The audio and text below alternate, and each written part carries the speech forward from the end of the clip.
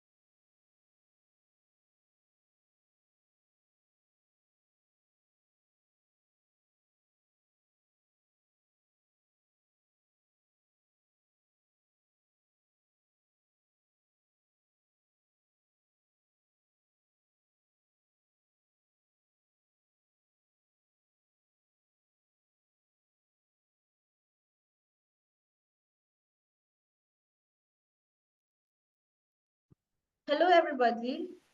Hello, how are you? I'm fine. How are you? Okay, good to have you guys here. Hello, can you hear me? Bonjour, Hello. Yes, I bonjour, can hear you, bonjour, Sylvia. bonjour, Okay, bonjour sorry à that my tous. background is a bit Bonjour. noisy. Bonjour à tout le monde, bonjour.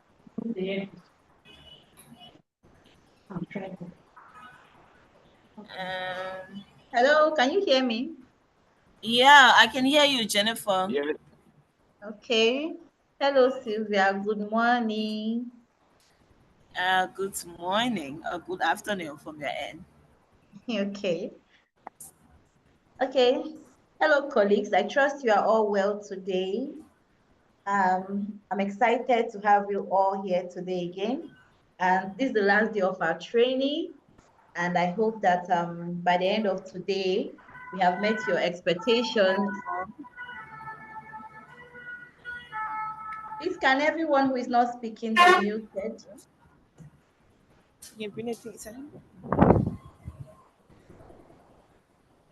Okay, so just to begin, I just want us to do a brief recap of yesterday's sessions. We had 2 sessions yesterday.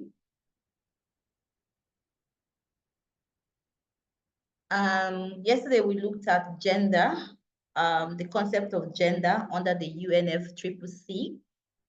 And we had Dr. Zukiswa White, who took us on that session. We looked at demystifying gender as it is enshrined under the United Nations Convention on Climate Change. And we had an understanding of what gender entails and why gender matters in the conversation around climate change. And we also looked at the concept of gender and other activities, programs, and objectives for the gender work or gender framework under the United Nations Framework Convention on Climate Change.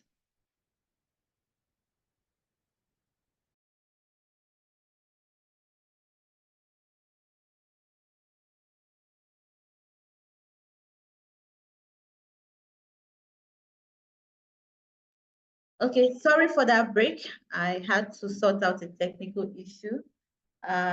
So finally on Zukiswa's session, we looked at mainstreaming, how to mainstream gender into climate policies and climate actions. And we looked at moving women from just being victims of climate change to women presenting as stakeholders and decision makers in climate change discussions or policy making. After Zukiswa's session, we had Titilope Akosa, who took us around climate finance, the different finances we have and policies, especially those policies that relate to African women or African activists for climate justice. And then we looked at other financing avenues and how to access such financing. And they also looked at how to position ourselves as African feminist climate justice advocates to be able to access such fundings. And then we looked at the gap between accessing financing as women, as we looked at only 15% of the whole land in Africa is managed and owned by women, which is a very big gap. And we looked at how very rigorous and tedious most of the requirements for accessing these grants and loans may be. But thankfully, we're able to discuss how we can position ourselves as African women to be able to access this financing. And one thing that stood out very strongly was working in collaboration as African women to be able to access these fundings and not just working in silos. And yeah, we had a breakout sessions where teams discussed various ways we can enhance our capacities as African women to access these fundings. So briefly, that was a recap of what we did yesterday. So today, we'll be having two sessions, and the first session is going to be on loss and damage under the UNFCCC, and especially loss and damage as it affects Africans. And today we have our facilitator, Sylvia Diamond Dobo, and Sylvia is a lead negotiator on loss and damage, and she's led a lot of negotiations around loss and damage, especially in the context of Africa. And she leads negotiations from Liberia. Hello, Sylvia, if you're on the call. Hello, good morning, good afternoon to all. I hope you can hear me really clearly because my background is a bit noisy. Can you hear me clearly? Yes, Sylvia, I can hear you. Please, colleagues, if you can hear Sylvia, you can use a reaction to confirm. Okay. Yes, we can hear her. Okay, awesome. All right. So Sylvia, this is over to you. Thank you for joining the call. Okay, so Jennifer, are you going to share the presentation? Because I can share my screen. Okay, that will be done. Yeah. Okay, awesome. So once again, good morning, good afternoon, everyone, depending on where you are at the moment. My name is Sylvia Diamond Doba. I am originally from Liberia, born, raised, and lead the negotiations on loss and damage for Liberia at the UNFCCC. I'm really happy to be here today to be part of this exchange so that we can discuss some of the most important issues surrounding women and climate.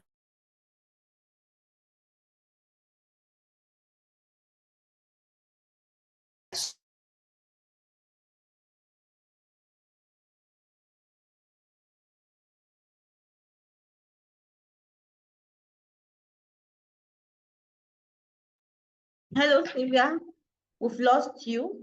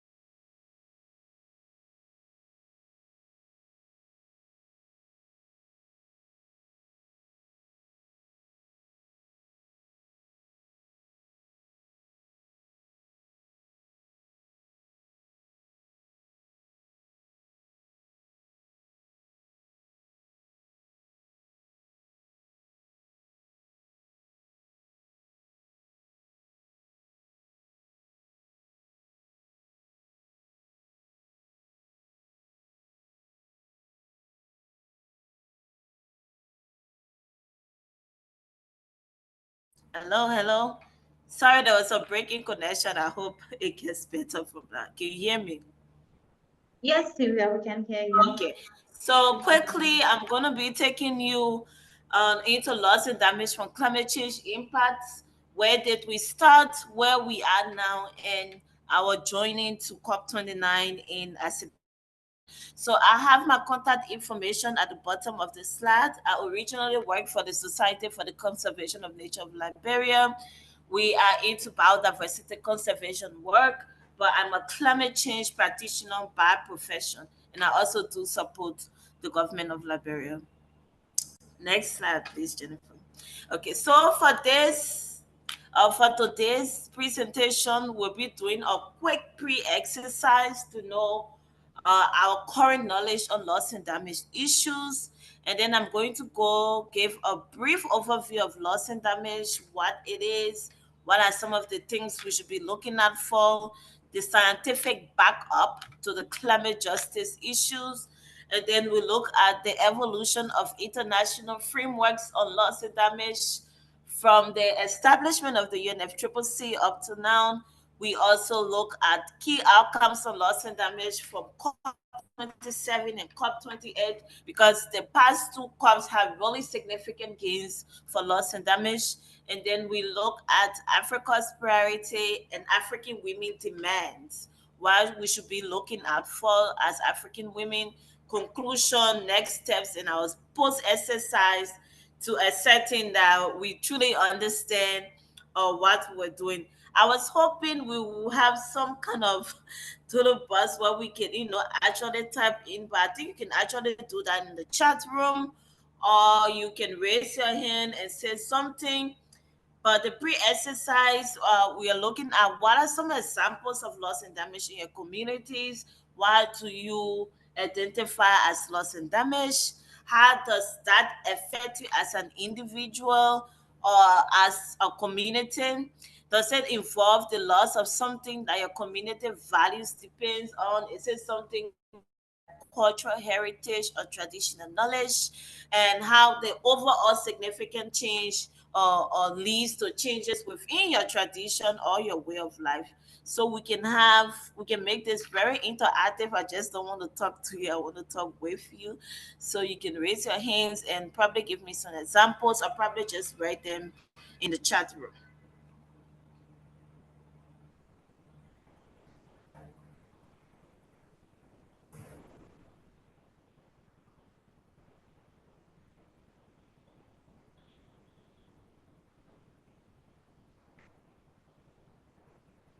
I'm seeing a Hi. hand up, Jennifer. Yeah.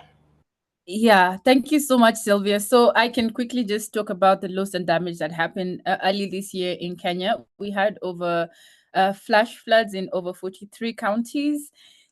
And what ensued after was damage of infrastructure.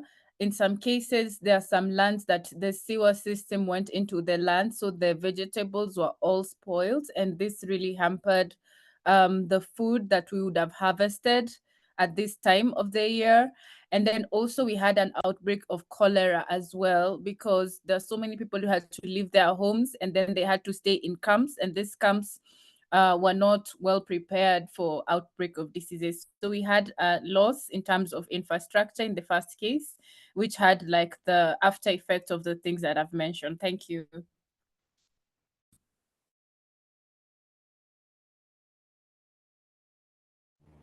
Thank you so much for that. I didn't get the name. Imali. My name is Imali, Imali. thank you for giving us that example all the way from East Africa. As we know, climate change is a global common issue, so we do experience similar things all over Africa and even the world. So can we get maybe another example just before we move on, something where you see loss and damage has caused some changes within your way of life or your cultural values?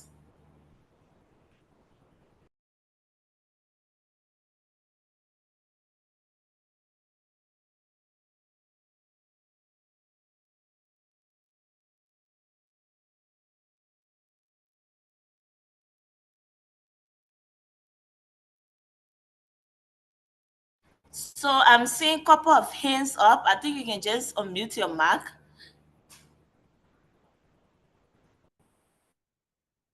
Okay, if I could go first. Again, in Kenya, we've had recurrent drought, and specifically for the pastoralist communities, because of lack of pasture, most of their animals have died. Many animals have died.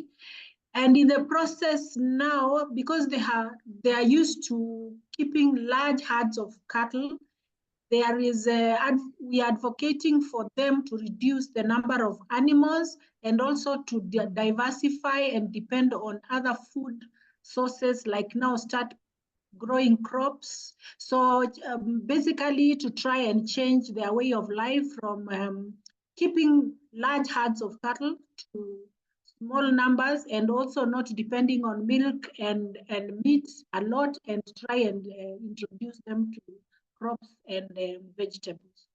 Thank you. Okay, so my name is. Est-ce que je peux intervenir? Thank you so much for another example from Kenya. Madame I see. Keita, Yes. exemple du Mali. Okay, the interpreter is on the call. Interpreter, if you can hear Keita Asa, please, Oui. you can interpret from French to English for the facilitator. Merci beaucoup. Pour le Merci. Mali, il y a, Oui. à cause des Oui. changements climatiques, Because of une climate forte change, pression des populations sur la high coupe de pressure bois. population. Donc, cette coupe de poids a touché le karité. Et on sait que le karité, ici, au Mali, est un arbre qui est très prisé à cause de son fruit qui donne le beurre de karité. Alors, le beurre de karité est assez connu. En Afrique de l'Ouest, ici, Women of Mali, we pour face ses qualités dans l'alimentation, c'est utilisé dans l'alimentation, mais également dans le soin des personnes, des grandes personnes et des enfants. Donc, du coup, à cause de la coupe de bois, il y a une disparition de la population, une réduction de la population d'arbres de karité, ce qui réduit l'huile, la production de l'huile de karité, et du coup, ça influence même la santé des familles et des enfants surtout. Donc, c'est une préoccupation et on a besoin vraiment de beaucoup travailler à préserver le karité qui touche aussi bien les aspects économiques que socio-culturels, notamment les soins des populations. Merci beaucoup. Famous tree that is called karité, due to the destruction caused by the climate change. Okay. Thank you also for giving us another example that is from Mali, right? We also see in the chat room we have flooding from Nigeria that also led to cemetery being washed away. And in Liberia, we've seen another example of a loss of a person. So these are all really great points. We have an idea on the impacts or the losses and damages we are getting from climate change hazards. So we move quickly to the next slide. I know we have a lot to say. We have a lot of discussions, but we'll move to the next slide on the myths versus facts on loss and damage. So there are few statements, and they can either be true or false. So one, I said there is a funding arrangement and fund for loss and damage. Is that a fact or a myth? I also have insurance is financed for loss and damage. Do you think that is a true statement or is it a myth? Loss and damage is already covered by humanitarian assistance, so we don't need to bother since we have humanitarian assistance that takes care of it already. I also have another one saying loss and damage is the same as adaptation. Once we adapt to climate change, we have dealt with loss and damage issue. Is that true? So you can literally just answer that in the chat room or just by yourself say maybe this is true or false to just have an idea. I also said avoiding and minimizing loss and damage is the same as addressing loss and damage. And loss and damage refers to only economic losses. So only the things that we can quantify that we refer to as losses and damages. And for the last one, I have the trauma that is associated with displacement is an example of loss and damage. So these are things that we can think of. I wish we had that paddle box where people can just quickly tap in, but because of time, we wouldn't be taking people, on an individual basis to discuss this. So these are some of the statements you should think about while we go through with the presentation. Next slide, please. So, give you an overview of loss and damage. What is loss and damage? We talk about this term or this phrase every time. And I always like to use this definition from 2016 because it then shows how far we have come in terms of defining and coining the term loss and damage. So from Duran et al. 2016, they refer to loss and damage as the irreversible losses and damages of significant economic cost that are caused at least in part by climate change. So in 2016, when they were thinking about the term loss and damage, they were thinking about it in the terms of economic cost. But if we look now from the definition in 2022 and according to the United Nations climate negotiations, we see that loss and damage refer to the consequences of climate change that go beyond what people can adapt to, or when options exist, but a community does not have the required resources to access them. So now we are not just talking economic losses, we are also talking non-economic losses, which I will talk about in the next slide. And one important point I want you to take from this slide is loss and damage. Sorry, I wasn't around for the last 2 days of your training, but I'm sure you guys have gone in depth on what the UNFCCC is all about, what is mitigation, what is adaptation, and all of the and terms surrounding the climate negotiation. So meaning for the climate negotiations, we look at them in two parts: mitigation and adaptation. Mitigation, where we talk about reducing our greenhouse gas emissions, and adaptation, where we say even if we magically stop emissions today, there are already felt impacts from climate change, and people are going to suffer from those. So how can we then adapt? How can we cope with those hazards that we'll be faced with? So loss and damage, we've been fighting to have it as the third pillar of the climate negotiations, like mitigation, adaptation, and loss and damage. And most of the times people get confused and then mistake adaptation for loss and damage, or say once you do adaptation, that's loss and damage. But I want you to know that loss and damage is different from mitigation and adaptation. When we take initiatives to reduce our greenhouse gas emissions, we are doing mitigation.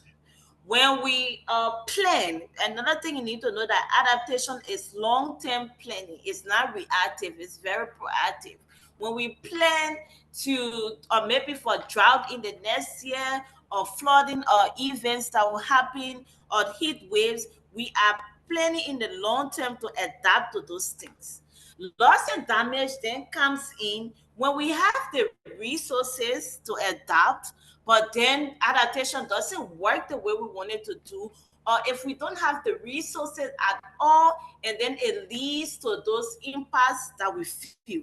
That's when loss and damage come in. So loss and damage is quite different from mitigation and adaptation. And once we are averting loss and damage, we are doing mitigation, where we are minimizing, we are doing adaptation. But when we say addressing, that's the most crucial part for the continent of Africa. Next slide, please. So we said we are not just discussing economic losses, we are also, yeah. I just want to call your attention that we have an interpreter that is interpreting. Oh, so you want me to go slowly? Yeah, okay. So that they can follow. Thank you. Okay, thank you.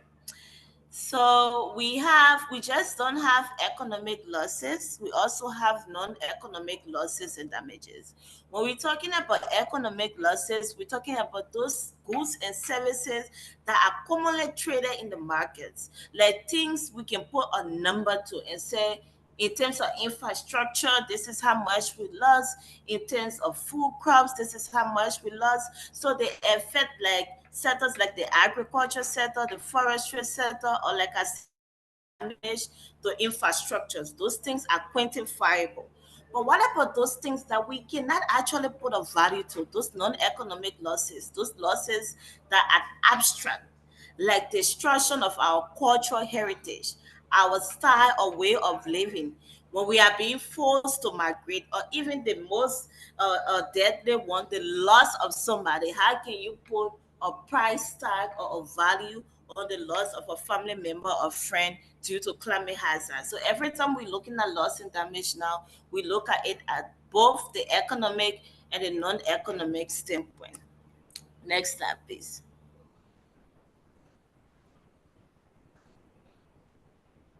So everything we do needs to have scientific backup. The scientific body for the convention is the Intergovernmental Panel on Climate Change. They give us reports from time to time on where we are in terms of the greenhouse gas we emit, in terms of the global temperature, in terms of precipitation rate. They give us all of the scientific data that we need. Remember that we cannot inform our policies without the science. We need sound science to inform the policy that we make. So everything we do needs to have some scientific backup, right? So we have the study of science that we call the probabilistic event attribution, where we can take a particular event in an area like the drought you talk about in Kenya or the flooding in Nigeria, and we are able to computerize that and tell whether this particular event was caused in part by climate change or whether it was caused by human-induced activities, right?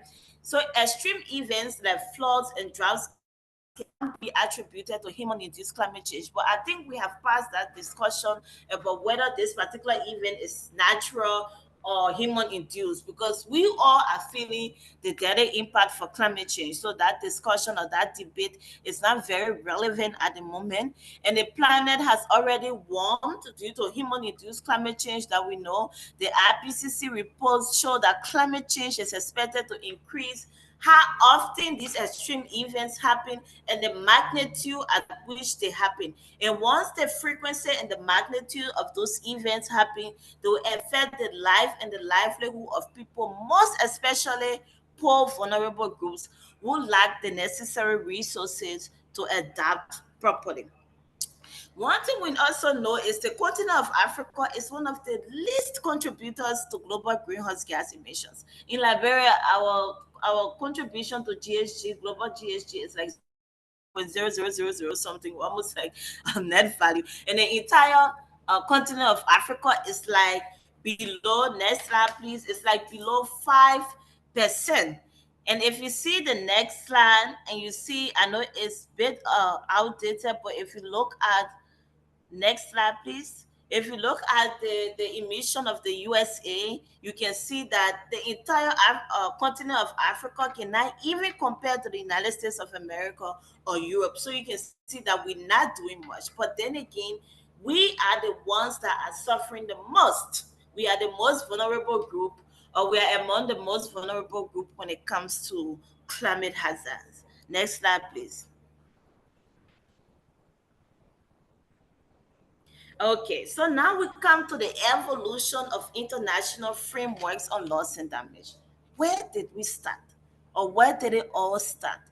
It was 1991 when the AO says it was Vanuatu at the time put forth a proposal calling for compensation from sea level rise, small island states. And so that discussion, that debate was in the spotlight for some time, and it first appeared in a negotiated outcome of the Bali Action Plan in COP13. So remember, the UNFCCC was established in 1992. We had the Kyoto Protocol that came about in 1997, and only in 2007 at COP13 that loss and damage first appeared in the negotiated outcome from that COP. And still be in the spotlight for some time from COP13 2007 up to 2013. You can see we have what we call the Warsaw International Mechanism of Loss and Damage that was established in Warsaw, Poland in COP19. also international mechanism was put forth to help to deal with the issues of loss and damage.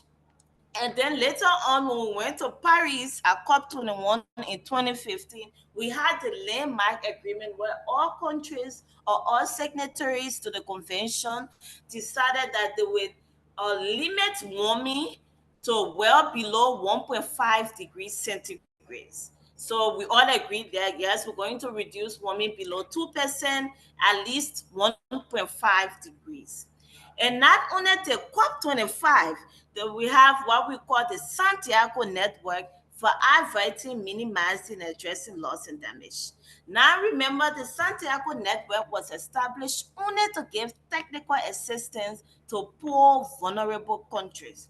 It had nothing to do with compensation. It had nothing to do with developed countries taking responsibility to pay for loss and it was only we were catalyzed technical assistance from OBNEs to give them to vulnerable countries that need those technical assistance. And then we have this negotiating bloc that we call G77 in China that has developing countries. Developing countries said we just don't need technical assistance.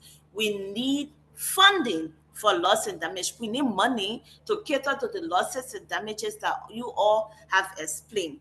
So when we went to Glasgow, COP26 in 2021, the G77 and China put forth a proposal for a standalone financial facility for loss and damage. But of course, that was frowned upon by the developed countries and it didn't go through. But it was reduced to what we call the Glasgow Dialogue that was supposed to happen at the following COPs to discuss discussions around loss and damage. So from COP26 in 2021, we went for SB. It was I think SB 57 or 58 at the time, and we had even more discussion. We had the first Glasgow Dialogue. The Glasgow Dialogue had state parties. It had non-state parties. Everyone bringing their own ideas and innovations to the table on what we can do for loss and damage. Then we went to COP27. COP27 was in Sharm el-Sheikh, Egypt. There, after long debates and hurdles here and there, parties finally agreed. It was even a day after COP was supposed to end that parties agreed to establish a fund and funding arrangement to respond to loss and damage. That was a landmark agreement that made all of the news. And this was something that developing countries have been fighting for the last 30 years. It was a great achievement, but it was just an agreement to establish fund and funding arrangements. The institutional modalities were not clear, and so they established what we call the transitional committee. That transitional committee was to meet all throughout the year in their technical sessions to advise the COP. That was going to be the COP presidency at COP29 in Dubai on the way forward for loss and damage. So after several meetings of the transitional committee, it was co-chaired by South Africa and another developed country. And after lots of technical negotiations on the first day of COP, loss and damage is always a very crucial issue.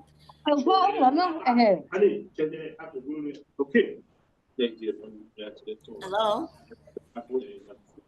Loss and damage is always a very crucial issue. So you will see a lot of protests, a lot of protests here and there, people holding placards and calling for loss and damage funding and loss and damage funders.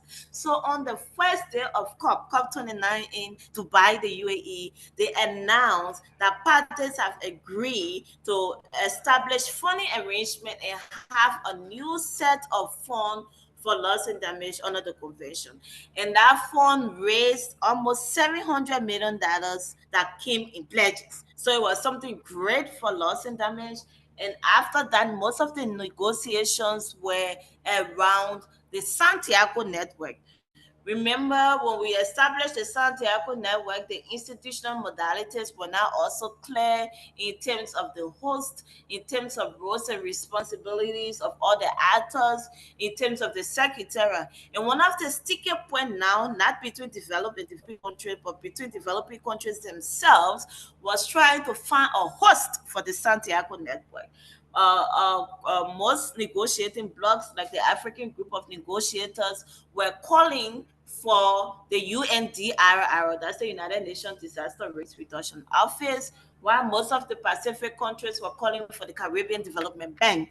And so there was a lot of order at SB 59, and we didn't reach a conclusion on that. But then at SB 60, we're able to polish some of those institutional arrangements. So as I said, at COP27, we agreed on institutional arrangements to operationalize the Santiago network that we gave technical assistance. And good news for us, the Women and Gender constituency, the WGC, is represented on the advisory board of the Santiago network.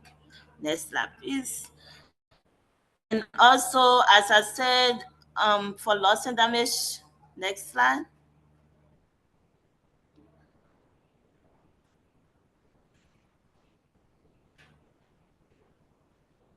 Can we have the next slide, please?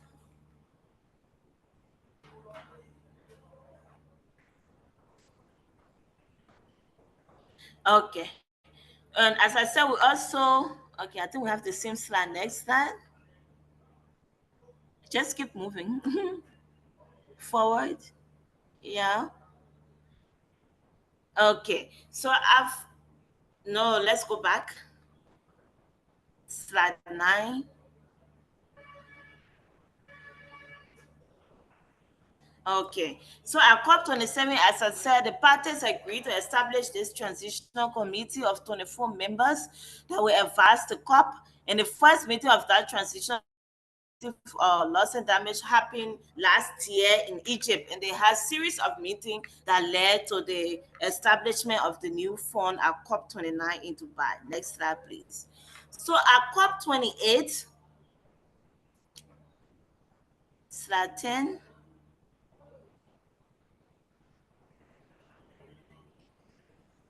Next slide, please. I've already explained this.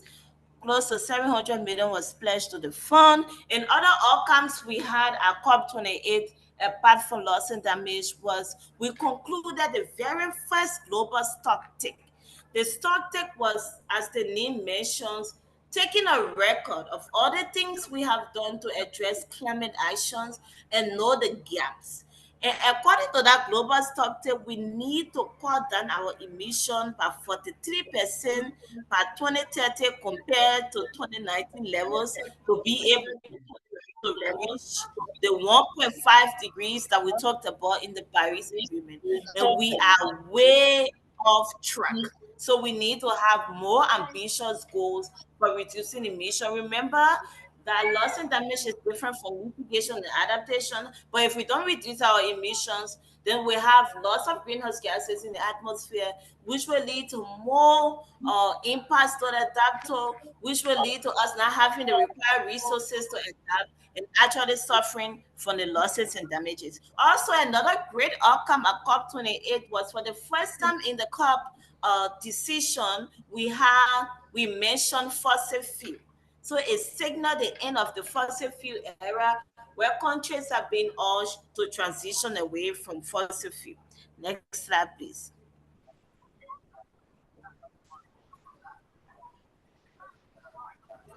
So what is this entire important for us? We keep talking about the convention, the Paris Agreement, how loss and damage came in.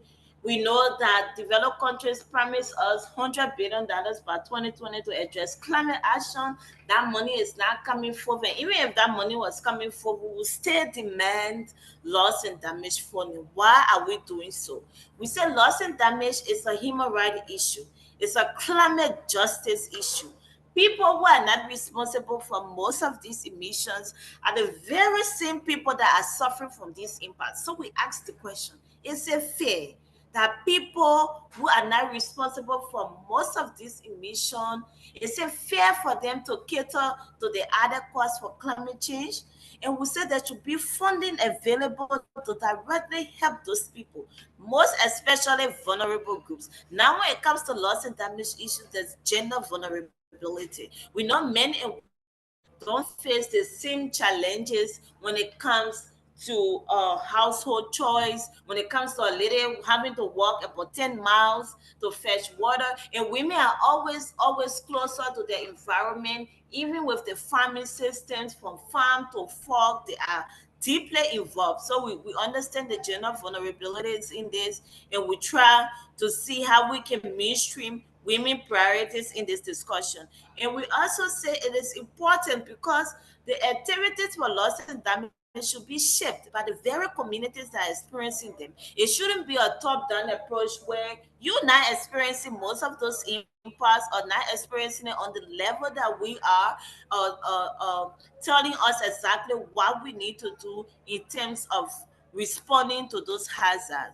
And we say funding for loss and damage, if we get the funding, it can also assist with migration and relocation of people that to be displaced. Then we also bring in the sexual reproductive health issue. We bring in the women issue. Also, we say once you have displacement means that family will be out. They won't have a place to be, right? And women and girls then tend to be more vulnerable, and it leads to more violence against them. So that's why we get the connection of the link between climate change hazard and gender violence.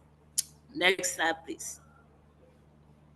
So there are lots of challenges. We have limited African women participation in the negotiation process.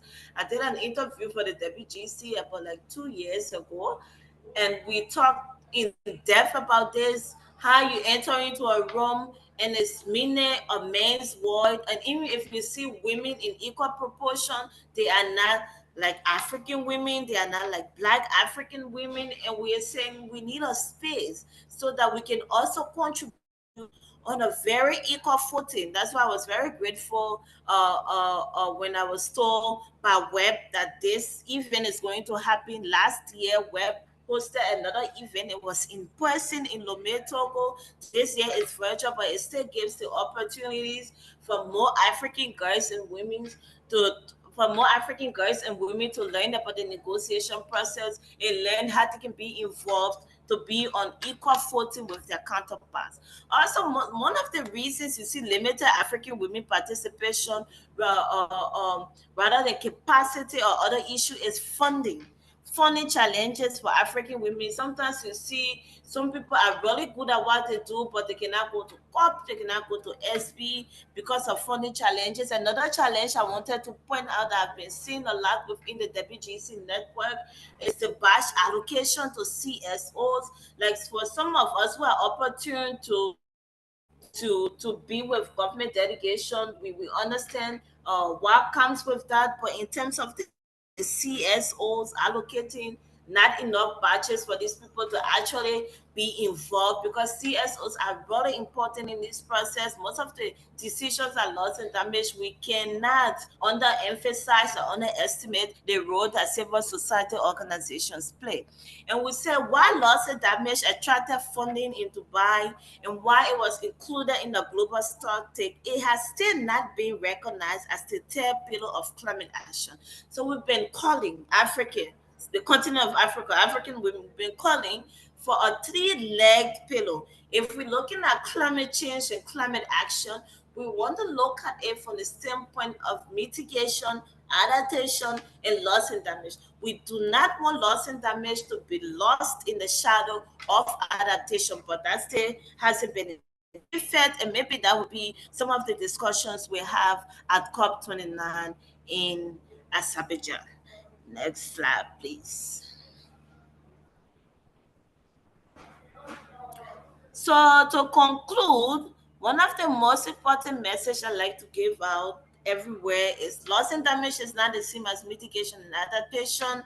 It is separate. It should be treated separately. Everything about it, including funding, should be treated separately. Because even if you say, okay, we spend 20 thousand or 20 million on climate action, you will find out that just 5% of that money will go to loss and damage, and most will rely on mitigation in a bit of a proportion to adaptation. And parties agreed on institutional arrangements, yes, to operationalize the Santiago network. Now we are talking about institution the host organization of this network, which the UNDRR has already been chosen. So we have made significant gains with that. And a historic agreement was reached at COP27. And the details and structure have been determined at COP28. So now we know that we have established funding arrangement and we have established a new set of funds under the convention. And once again, we will always stress that loss and damage is not aid, loss and damage is not solidarity, it's not charity, it's not Red Cross humanitarian assistance, it is responsibility based, where we keep pushing that developed countries should take responsibility for these impacts that vulnerable people are facing. And sometimes we know some of these negotiations, developed countries don't want to take responsibility because it might trigger a legal or litigation process where compensation will be on a very broad basis. But we also always stress that this is not aid. You are not giving aid to Africa. You are not being in solidarity. This is not a charity case. This is you taking responsibility for the emissions. So last is the loss and damage funding should take into account gender vulnerability. So now the challenge is how we can mainstream women priorities within the loss and damage fund discussions. Next slide, please. So for next steps, COP29 will be held in Baku from November 2024, and countries are now to develop stronger climate action plans, what we call the NDCs, by 2025.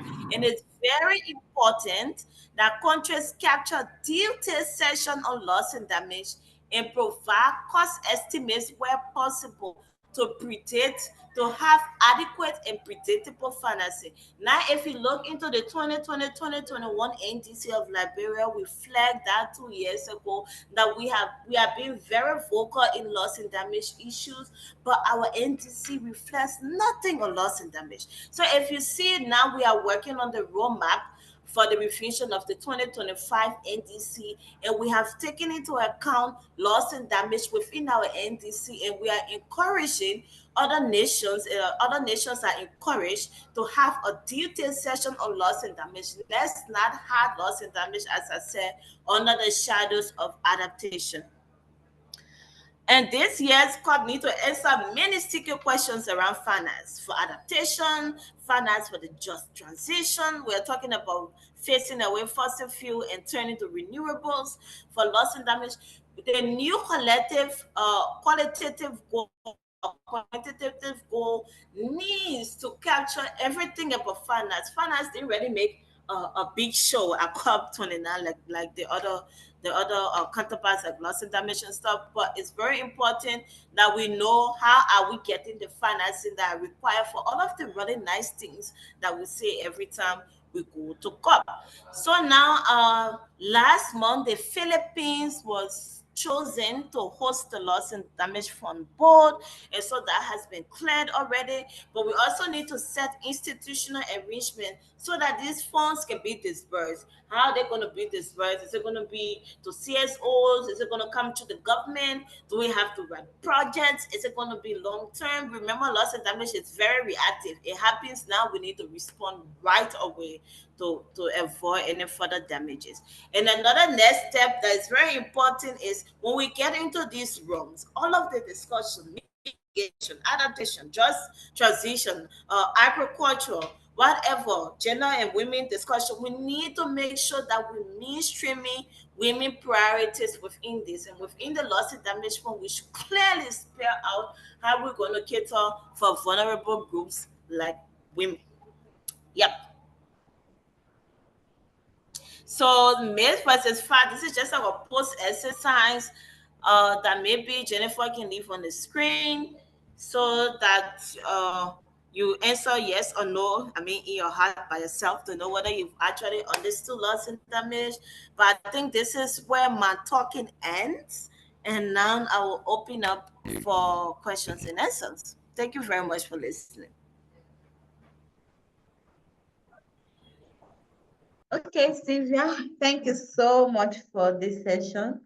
Indeed, the impact of climate change, most times it's beyond recovery, and it's just beyond just financing or adapting or even trying to mitigate, because most times the vulnerability and the lack of capacity from vulnerable countries like most countries in Africa to adapt or to even recover from these damages is very heavy, and it can only be achieved if developed countries contribute to helping vulnerable communities or countries to adapt.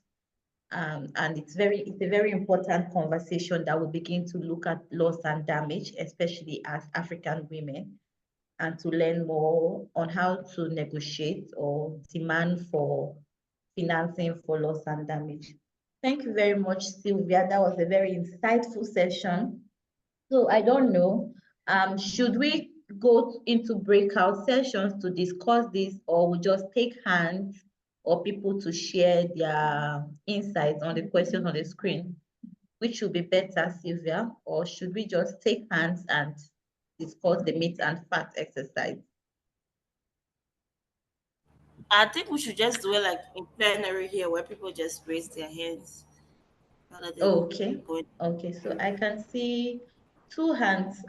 Fatima, the first, okay, we're going to take, I think we will take question by question.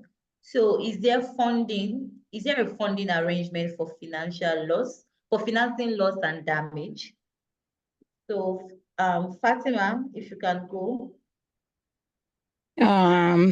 Hello, everyone. Thank you so much. I'm Fatima Ahmed, representing grassroots women organization, Zena for Women Development from Sudan.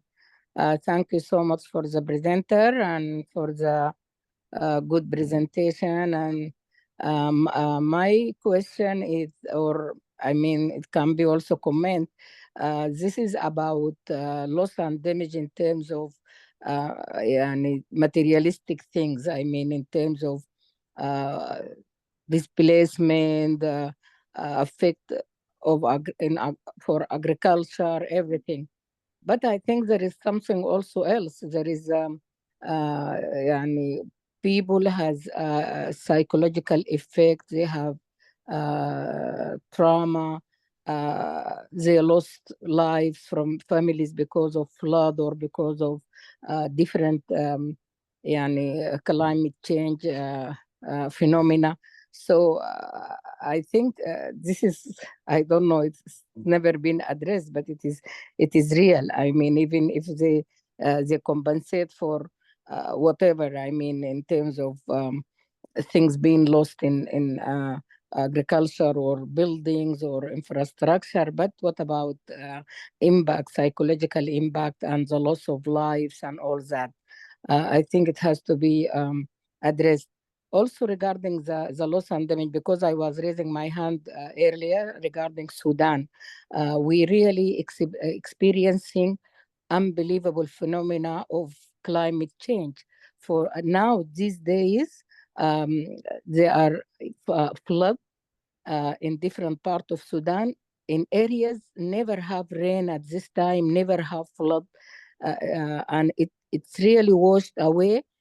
In Red Sea area, Port Sudan, almost 50 villages is kind of flood unprecedented before. No one even hear about flood in this area. Also, rain in northern part of Sudan is just adjacent to South Egypt. And this area never have rain like this. And also it wash away villages and many lives being lost. So I just want to say, to talk about, to mention this in terms of the loss and damage we're experiencing right now in Sudan, unfortunately, besides the war and its implications. Thank you so much. Thank you, Fatima. I do agree with you. All of those things you mentioned are what we talked about under the non-economic losses. I think the challenge that we have with that is, especially our policymakers, people understand money, they understand things that have value, right? But it doesn't mean that we cannot include those things. That's why, remember, I took it from looking at just economic losses to both economic and non-economic losses, and the importance of including that. I know there has been a lot of research lately on the link between climate change and mental health in West Africa. It even covered Liberia. It was by Susty Vibes in collaboration with another university in the UK. So that is something that people are definitely looking into deeply, in how we can actually consider non-economic losses in this funding arrangement. So I do agree with you. They are very important, and they were mentioned under the non-economic losses session. Thank you. Okay, thank you very much, Sylvia. We have Radiatu. Please unmute and speak. Thank you, Jennifer. Thank you so much, Silva. This is Radiatu. Right here. I work for grassroots. Hello, Radiatu. We can't hear you. If you can be a bit. Can you hear me? Are you hearing me Hello. now? Hello. Can you hear me? Your voice is very low. We can't hear you. Hear me now? Yes, this is better. Okay, yeah, sorry for that. So I said thank you so much for this rich presentation, Seva. My name is Radiatu, and I'm from Liberia, and I work for a grassroots organization called the Natural Resource Women Platform. And like all of what you've said here, they are things that are happening, and I'm happy that you are here as a presenter and a lead negotiator on loss and damage representing Liberia. I think all of the things you've pointed out here in your presentations are really important for us as people working on the issue of climate change, particularly focusing on loss and damage. So in terms of the exercise, I think, yes, there is an arrangement for financing loss and damage. And I think the arrangement is really good, but there's this one thing that I think the arrangement they didn't consider. I could be wrong, but I think the fundings that were arranged did not consider the human rights issues when it comes to loss and damage. So I think it's important to see how much the negotiators can really help to ensure that that kind of clause is included, because if we have monies that will just pay for maybe infrastructural losses, losses of maybe farmlands and others, there's something missing. So it's important to stress that. And the other thing I would like to ask is to see how maybe our own negotiators have actually linked up with other civil society organizations that are working on the issue of climate change, to see how much, because I know, Liberia may be a small country, but we have a lot of people that are affected by the loss and damage due to the climate crisis. So it's important to see whether we can pick our information from many sectors, whether from the NGOs, the private, and whoever is collecting this kind of data, because I think that could inform the negotiation. And I think I was in one of the negotiation rooms in Sharm el-Sheikh, and I think I met you partly, and I really want to appreciate you for your stand on many of the topics that you take on for Liberia. Thank you. Thank you so much, Radiatu. It's really, really great to have someone from Liberia on here. Thank you so much for joining. And you are right. So, it's a step-by-step process. Even for us to get the loss and damage fund to come was something that took 30 years.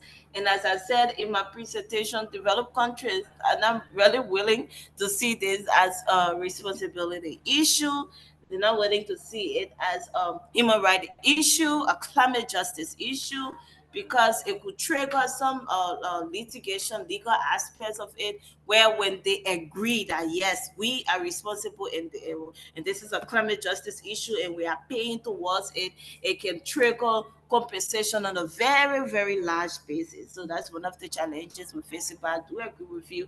It's a human rights issue, and the funding arrangement should capture that this is a climate justice issue and it's a human rights issue, and the payment should be based on responsibility and not just some grant given to developing countries. So thank you. I really hope to meet you again so we can have further discussions around this. The government entity that is solely responsible for loss and damage issues is the NDRM, the National Disaster Risk Management Agency, and we all can work together to see how we can partner with them in EPA to make sure all of the grassroots voices are heard.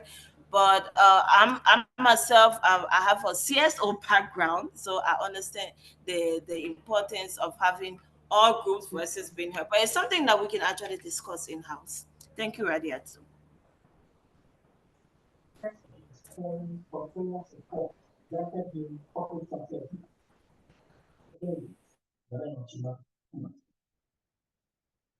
Okay, thank you very much. I think we have two more hands, and after this will be done. We have Beatrice.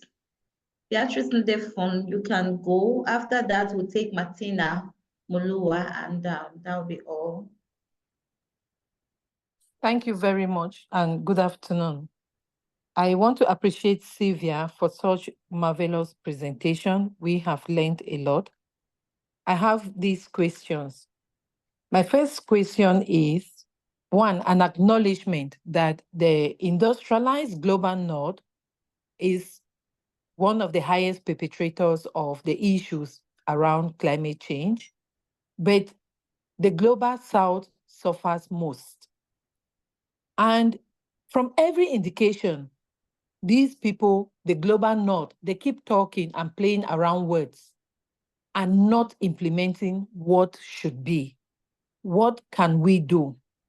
My second question is, can the local organizations in Africa, maybe the sub-regions, maybe in total collaboration, do an in-depth research to know and reveal the actual health implications?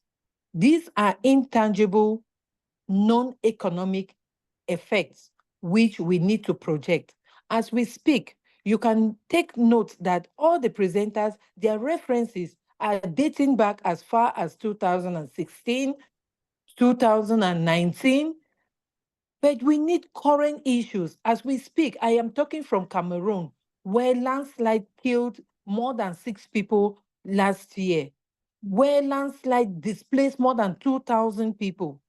These and many more are affecting us and elsewhere in Africa. We need to project this. We need this research to be able to inform the powers that be that the health implications of climate change is way more than what they are seeing or what they expect.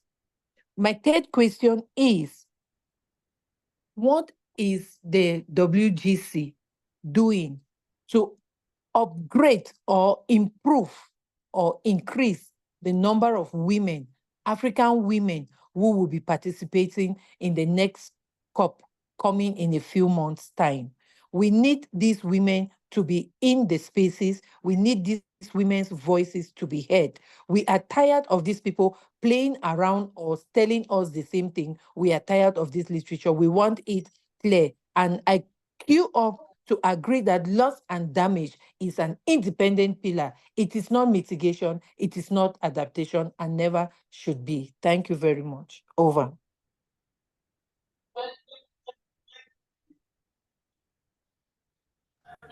Thank you so much. I do agree with you. Climate change and health is something that is up and coming also. Remember, lots of damage started from somewhere before it became really, really popular, but there's a need for more research. So this is where we call on research institutions. As I said, last year there was one on climate change and mental health, but then it can go even beyond mental health issues to discover, to include general health issues. So we need more research on this to inform. Remember, we cannot get all of these policies and decisions in place if we don't have the evidence, the science, and the backing to develop these policies. So we really need all of the research that we need for this. So I do agree with you. Thank you.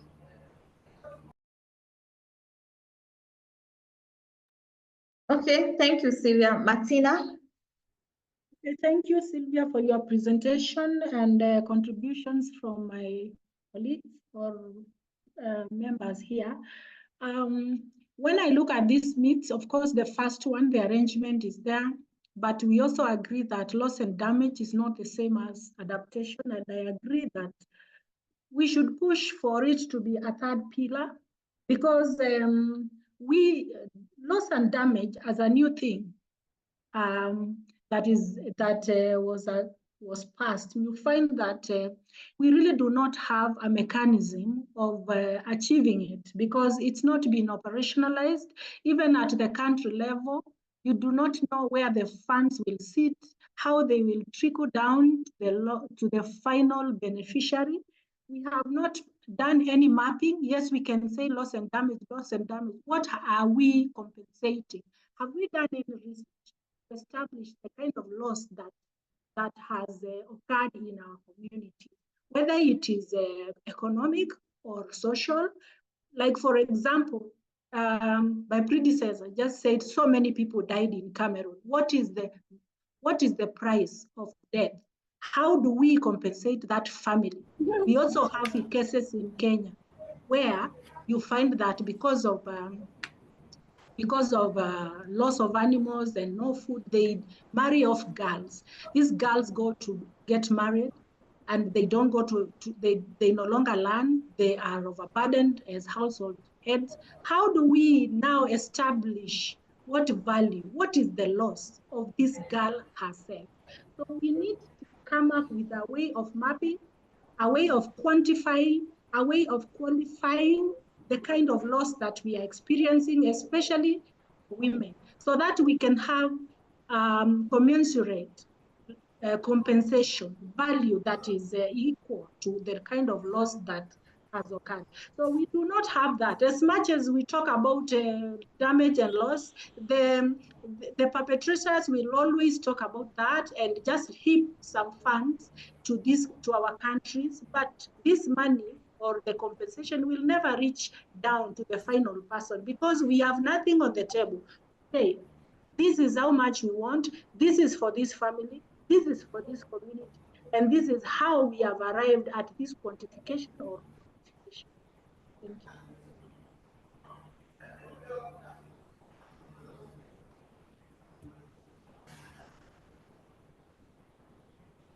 Thank you, I'm through. Oh, okay. Thank you, Martina. You raised some really great points. And while parties have agreed to establish the fund, as you said, we have no idea on how the fund will be trickled down to beneficiaries, and that's why we have COP29 for most of these discussions, to know all of the modalities surrounding the fund. So these are some really, really hard questions. What's the value of a life?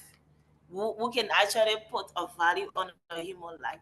So these are some of the challenges, and these are some of the simple questions that we have when we're talking about the non-economic losses for damages. So we need to come up with really innovative ideas on how we can actually include those non-economic losses in a fair way, in addition to the economic losses. Because what's actually the price of a life? Will the price of life in Nigeria be different from that in Liberia, or will it be different from that in the UK or America? What's the price of life? Can we even put a price on it? That's the actual question. So these are some really sticky points that we need to discuss all of the time, that we can find the loophole in it. But in terms of how the funds will be disbursed, and the institutional modalities, and the trickling down effects to beneficiaries. Those are all of the discussions that will be happening at COP29 and possibly COP30. So what we need maybe from this session is way forward. What do we want to see? What can we include in the text when we go for negotiations? What can we say, especially when it comes to dealing with women priorities? So these are some of the, I think that's one of the objectives of this training, to make sure that we learn all of these things that we need to know and come up with way forward. When we go to COP20 now, what do we want to see? What are we demanding for? Because I know at COP27, we launched what we call the African feminist demands. It was something big. And COP27 was big for African women and girls because it was in Egypt. But now, left Africa, most of the funding sources have gone down, and it comes to the issue of what are we doing to make sure that funding is available for more women to be part of this process. Because COP coming to Africa had a lot of funding for African women and girls to be part of the process. But even if we take COP out of Africa to the Americas or the UK or Europe or Australia or wherever, African girls still need to be represented because the negotiations are still ongoing. And so we really need to come up with a way forward on how we can include these things in the text, and how we can make sure that many of us can actually be part of this. We don't want to see one female lead negotiator and we say, we have a lead negotiator, and the rest are men. Like, I mean, there's more we can do in terms of this. Thank you.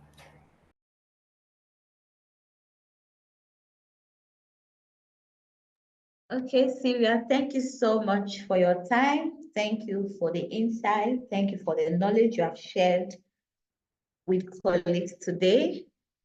So I guess this is coming towards the end of this conversation on loss and damage negotiation. Sorry, Jennifer, I have a question. I know I was raising my hand, but maybe you didn't see it.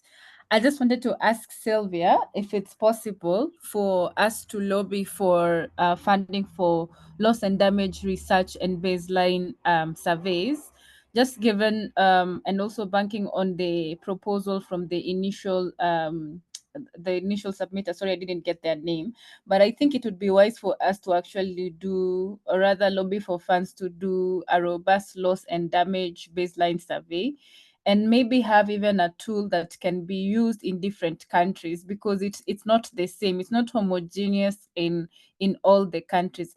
And I think, if I recall very well, Sylvia, I think I might have met you in Sharm el Sheikh in Egypt.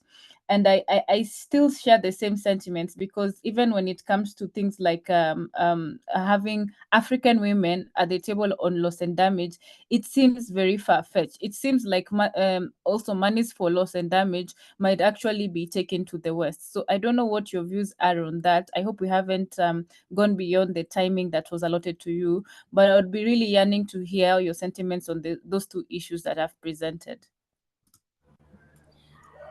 Thank you very much, Imali. As I said, COP27 was a cup of African women, guys, because it was in Africa. So it was really nice to meet you there. I hope I can put a face to the name soon. In terms of lobbying for funding to do research, remember the loss and damage discussion were in two foods. We were discussing the Santiago network. We're discussing a standalone financial facility. Now, the Santiago network for averting, minimizing, and addressing loss and damage is actually there for technical assistance. So the technical assistance can cover research, getting baseline data, knowing what the country needs, and countries can actually apply for those things. So I remember the last time they were doing calls for countries to actually tell the Santiago network what they need in terms of technical assistance, not money to cater to loss and damage issues, but wherein you're talking about research and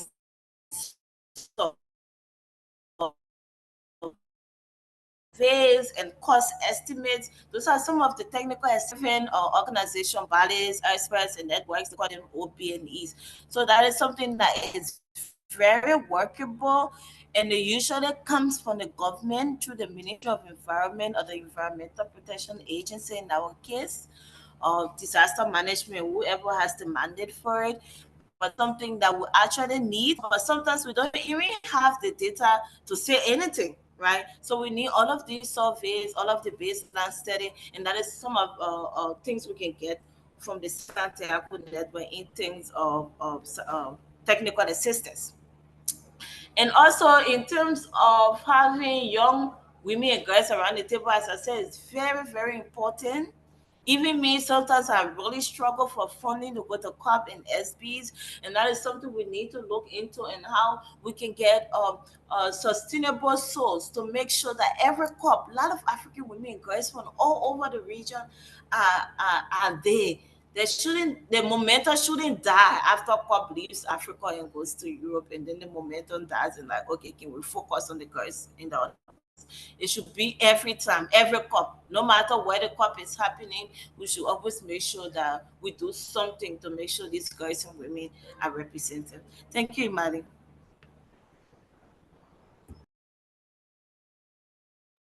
Okay, Sylvia, thank you very much for responding to these questions and concerns. I don't know if you have any parting words or any last words you want to share with colleagues, so we can move to the next session for the day.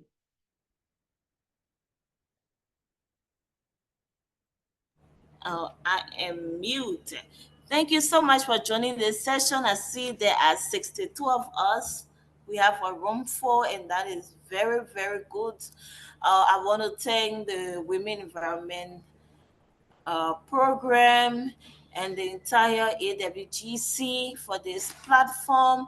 It's very important that we do this from time to time to make sure that the women and girls that are involved into climate action and climate negotiations are always learning from each other, and there should always be room for new people to come in. So I'm happy that this thing is happening again. It happened last year, it's happening again before COP, and I want us to really keep this up. Even if we cannot have in person, the virtual participation also works like this one.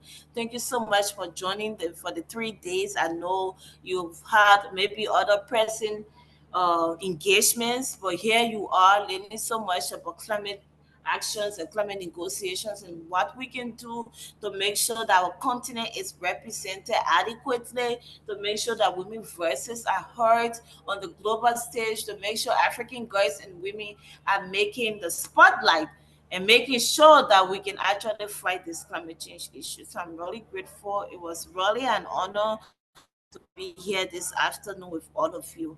And please do enjoy the rest of your session. And I really look forward to seeing some of you at COP29. Thank you. Okay, Sylvia, thank you so much. Thank you.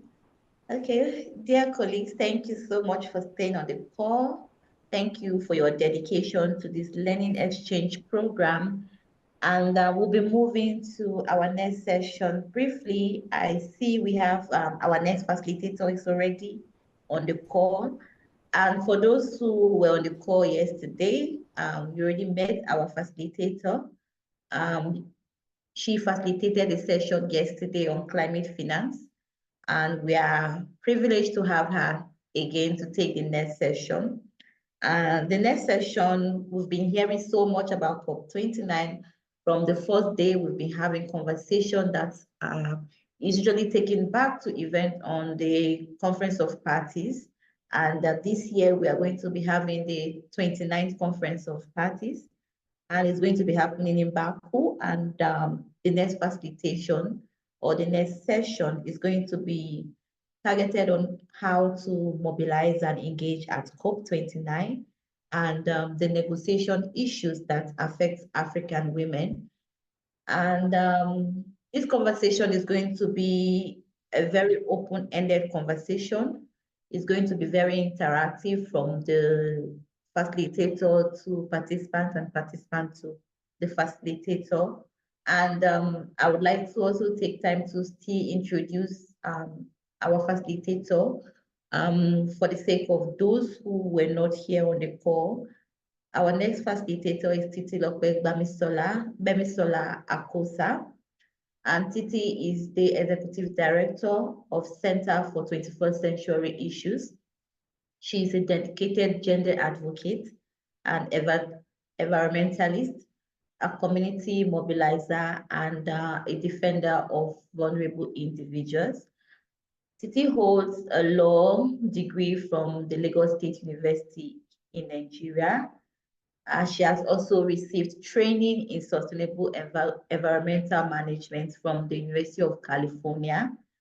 And she has worked tirelessly and passionately on governance, health, environment, climate change, renewable energy, poverty alleviation, and women's empowerment at both international and sub-national level. She is particularly passionate about addressing issues affecting her local community, and she leads and supports various development networks and coalition within and outside Nigeria. Hello, Titi. Are you on the call? If you can hear me, you have the Hello, can you floor. hear me? Yes, Good Madam Titi, afternoon. we can hear you. Good Good afternoon, afternoon. everyone. I hope we are all fine. My name is Titi once again, and today we want to look at a very important issue which continues to occur every day. So we want to see how we mobilize ourselves for COP29. First of all, before we go into the discussion, I would like all of us to, at least maybe 2-5 people, share their experiences of COP.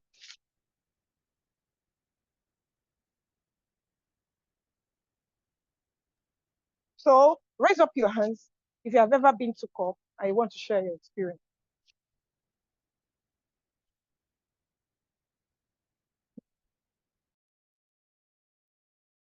Okay, I see 1 hand, 2 hands. Can we get more hands so that I allocate numbers? My hand is up by my voice because the icon cannot come on my phone because of network, I'm sure. Okay, so we have Rose, Amali, and there's someone Zoom user, I don't know. Then we have Radiatu, and we have Faustina. So Rose, can you go first? Yeah, thank you, Jennifer. And thank you very much, Titi, for the presentation yesterday and for today as well. My name is Rose, and I'm from the African Women's Development Fund. I'm based in Ghana. Yeah, so regarding my experience with COP, for me, it's a very confusing place, and you can easily get lost with whatever is happening. So that is my experience. Thank you. Thank you, Madam Rose. Amali, can you go? Thank you very much. I've had the privilege of going to several COPs, and it's been an honor because in most of these COPs, I normally get in because I'm an accredited journalist, and I also usually I do double work as both as a representative of the Yongo constituents and also the WGC constituents. Just like Rose said, COP can be very confusing. In fact, if you do not know where the sessions are and you're not very good at reading maps, like maybe people who are more exposed, you can really be very late in some sessions, or you can end up being confused altogether. So it's very crucial to get to know about the venue, the places where it is, and which sessions are crucial for you. And then how COP has been designed, it's not very friendly for Africans, particularly because this normally happens in very well-developed countries. And this basically means if you do not have a sponsor, you might likely end up hungry. I know, like in the context of Glasgow, where we were recovering from COP, you being Black, you really had to make sure that you do copious tests on COVID and to prove that you're COVID negative, and to always keep the rules of the country, which in some cases it was unfair given that our color scheme is just Black, in many contexts. Again, also in Sharm el-Sheikh, it wasn't also very friendly because some of the places were hiked the last time. So getting a nice place to stay is usually very far from the main venue. So you have to travel. and you have to make sure that you know where the bus is. And by the time you get there, you might be very late for a session. So it can be very crazy because of that. Plus, also in Egypt, there are so many people who are smoking. There were also in some cases where being a woman, it's not wise for you to walk alone, because there was a day I actually had to be accompanied home by the police because there was a gang of men that said that if they see any woman walking alone, they're going to rape her. And unfortunately, my hotel was very far from the venue. So I think in another, I also want to hear other people's experience, but I might sum up with the last one in Dubai, which was a little bit better. Although the taking of the train, it was very far off. Just like the other previous COPs, the fact that you are an African woman, you might not get to know places as quickly as possible if you're not in a network. So it really helps if you're in WhatsApp groups so that people can tell you exactly where the sessions are, and they can also keep you abreast with the sessions that are a must go. Yeah, so that's it from my end, and I'll be happy to hear other experiences as well. Thank you, Jennifer. Okay, thank you, Amali. I don't know who is Zoom user, but if you can unmute, maybe you will unmute and speak.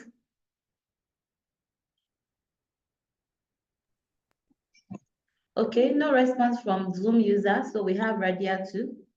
Can you go, please? Yeah, sure.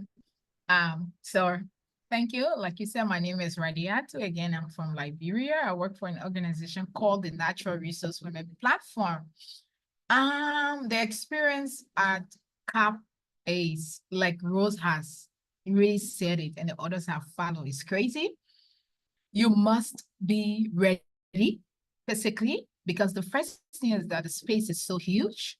If it's not comfortable for people with disability, because you have to walk a long distance. I mean, at where CAP is, like you have to walk like 5 to 10 minutes to get from one point to another. And like, it's not also really friendly for us as Africans, because like most of our African countries, like we know where we can go without looking at a map when we want to go to places, but you have to be able to read the maps to be able to get from one point to another, or you also have to have like every day's agenda to know like which room at what time you are able to get over. And then one thing I think that's so scary, or like that becomes a problem at CAP, is the issue of securing food. I mean, like normally the queues are so long, and you cannot find maybe like the regular kind of foods we know. It's almost always like you are just going to grab a snack that you can munch on so that you have something to eat. But I think it's a space that we need to mentally, physically, prepare ourselves for, because if you are at CAP and you went there to achieve something, if you are not physically and mentally ready, you get drained out and you are not even able to like continue going. I saw some I had some experiences where others had to get sick. I remember in Sharm el-Sheikh, I had my legs, my toes bruised because of walking, and I had to go to the first aid center, and the guy was like, "We have to operate on your legs." I'm like, "What? Outside of my country, in another country, and you want to operate on my legs?" So it's a really crazy experience, and I think it's important to really physically and mentally prepare yourself for the space. Thank you. Thank you for sharing, Radiat. We have Jen Nyangom. I don't know if I pronounce your name rightly. Please, you can speak. Thank you very much. Without repeating what the others have said, I do agree with their sentiments. And yes, you have to be mentally prepared when going to COP, because there's a lot of walking, and you have to be on toes, of course, to keep up with the program and the agenda, because most times it also keeps changing. So having to update yourself where the sessions are. If there's a change in venue, you have to know where the session has moved to. Apart from that, it also helps to be part of some of the coalitions or working groups at COP to be able to keep up with these sessions. For example, the UNGO, the AWGC, SRHR and climate justice, and also just being part of your country delegation sessions, keeping updated on what's going on through your country delegation, just to also not miss some of those sessions, of course, which are important, and will also help to follow up on when you go back to your country after the COP. And also just note, some of this engagement also begins at the national level in country. So you find that at COP, if you didn't start some of these sessions while you are in the country, you'll tend to also feel lost, because at that time, most people are either in WhatsApp groups, people have already started sharing some of the sessions that are planned and that they'll be attending. So there's a lot of preparation that has to go into it. But what I would say, it really helps being part of a working group or a coalition or a network. Then you're able to also ensure that you attend sessions that speak to your interests and to your agenda as an organization. By the way, I'm from Kenya. Sorry, I forgot to mention that. I'm Jen Njom from Kenya. Thank you. Can I come in? Can I come in here? This is Faustina. Okay, thank you very much, Jane. Okay, Faustina, you can go, and then that will be all for this session, so we can continue. Yeah. With the... Oh, Beatrice is there. Okay. WGC Okay, Beatrice, organizes. okay. Can I speak? Yes, Faustina, please. Okay. WGC organizes a lot of preparation towards the COP. And if you are a member, if you are not a member, you could join, as the link was provided yesterday also. And there's a lot of preparation. The UNFCCC does a lot of preparation for people going. Once you register and you are accepted, they send you the whole program for the countries and for civil society and all that. So when you are going to the COP, prepare yourself very well. As for the walking and things, that's the problem. So you have to really, really prepare yourself. Know the program. They bring the program, they bring the speakers, they bring a lot of programs before, and the WGC prepares us. And if you are able to go to the WGC women's meeting, caucus meeting every morning. It is very early, but if you try your best to go to that meeting, you will see all that the WGC will be doing, the negotiations that will be taking place, the people who volunteer to go, who will be selected to go. Because what I realized that in Dubai was that they wouldn't allow people to go into the sessions, especially the governmental ones. I had to fight my way into a lot of meetings on clean cooking and all that. They wouldn't allow me, and I will insist and call a UN person to allow me to go in. Because they put caps. They said the room is small, the room is this, the room is that. So you have to study where your interests will be and go there very early. Now that they are saying that they will even give 1 badges or something for people to go into the negotiations and all that, I think it's going to be even more difficult for people to go. So prepare your mind mentally, physically, and know that you are going to do a lot of work. In Dubai, I had to fight my way into sitting on those trolleys every day. I went to the hospital twice because of pain in walking. And I told them that, look, they said I should go and take a disability badge before they would put me. But I insisted all the time, and I used the trolleys throughout, the sessions there. So you really have to be brave and fight for your rights at the COP, because they trample on the rights, especially on civil society. They prevent us from things. And when you go and you speak out, they are not happy, So you prepare your mind mentally, be bold, when you go to the COP, and contribute the little that you have. Study the areas that you want, what is in your country. There are also preparations in your country before you go. Civil society comes together, they put shadow reports and all that. Be part of it. When you are part of it, when you go, you visit your country place, you find out what your country will be doing, so that you can also go and contribute there. And then the WGC meetings and caucus meetings in the morning gives us a lot of what is happening, and you have to be part of it. So if you know you live far away, take the train early and go. Sometimes I left at 6 o'clock to be able to get there for the caucus meeting at 8 or 9, you know, and it was very cold, but I tried my best, you know, at my age. I was able to go, you know. So the walking and all that, but the preparation, prepare your mind before you go. Thank you very much. Oh, thank you everyone for that interesting stories. I think we should just document these stories. What do you think? Hello? Can you all hear me? Yes, I can hear you. I Yes, we concur. can hear you. So we can hear you. What do you think about documenting some of these stories? We need to share our COP stories. These are very, very important. And I'm so happy that everybody said different things. So it shows to you that the COP. Hello, Madam Titi. Your voice is a bit low. Don't know if you can project. Can you hear me now? Yes, this is better. Thank you. Yeah.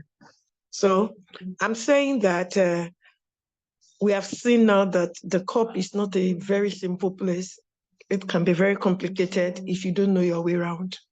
But if you know your way around and you understand what you are there to do, and you have prepared your mind, just like Faustina said, it means that then you'll be in for a very pleasant time and then a learning experience. That is very, very important.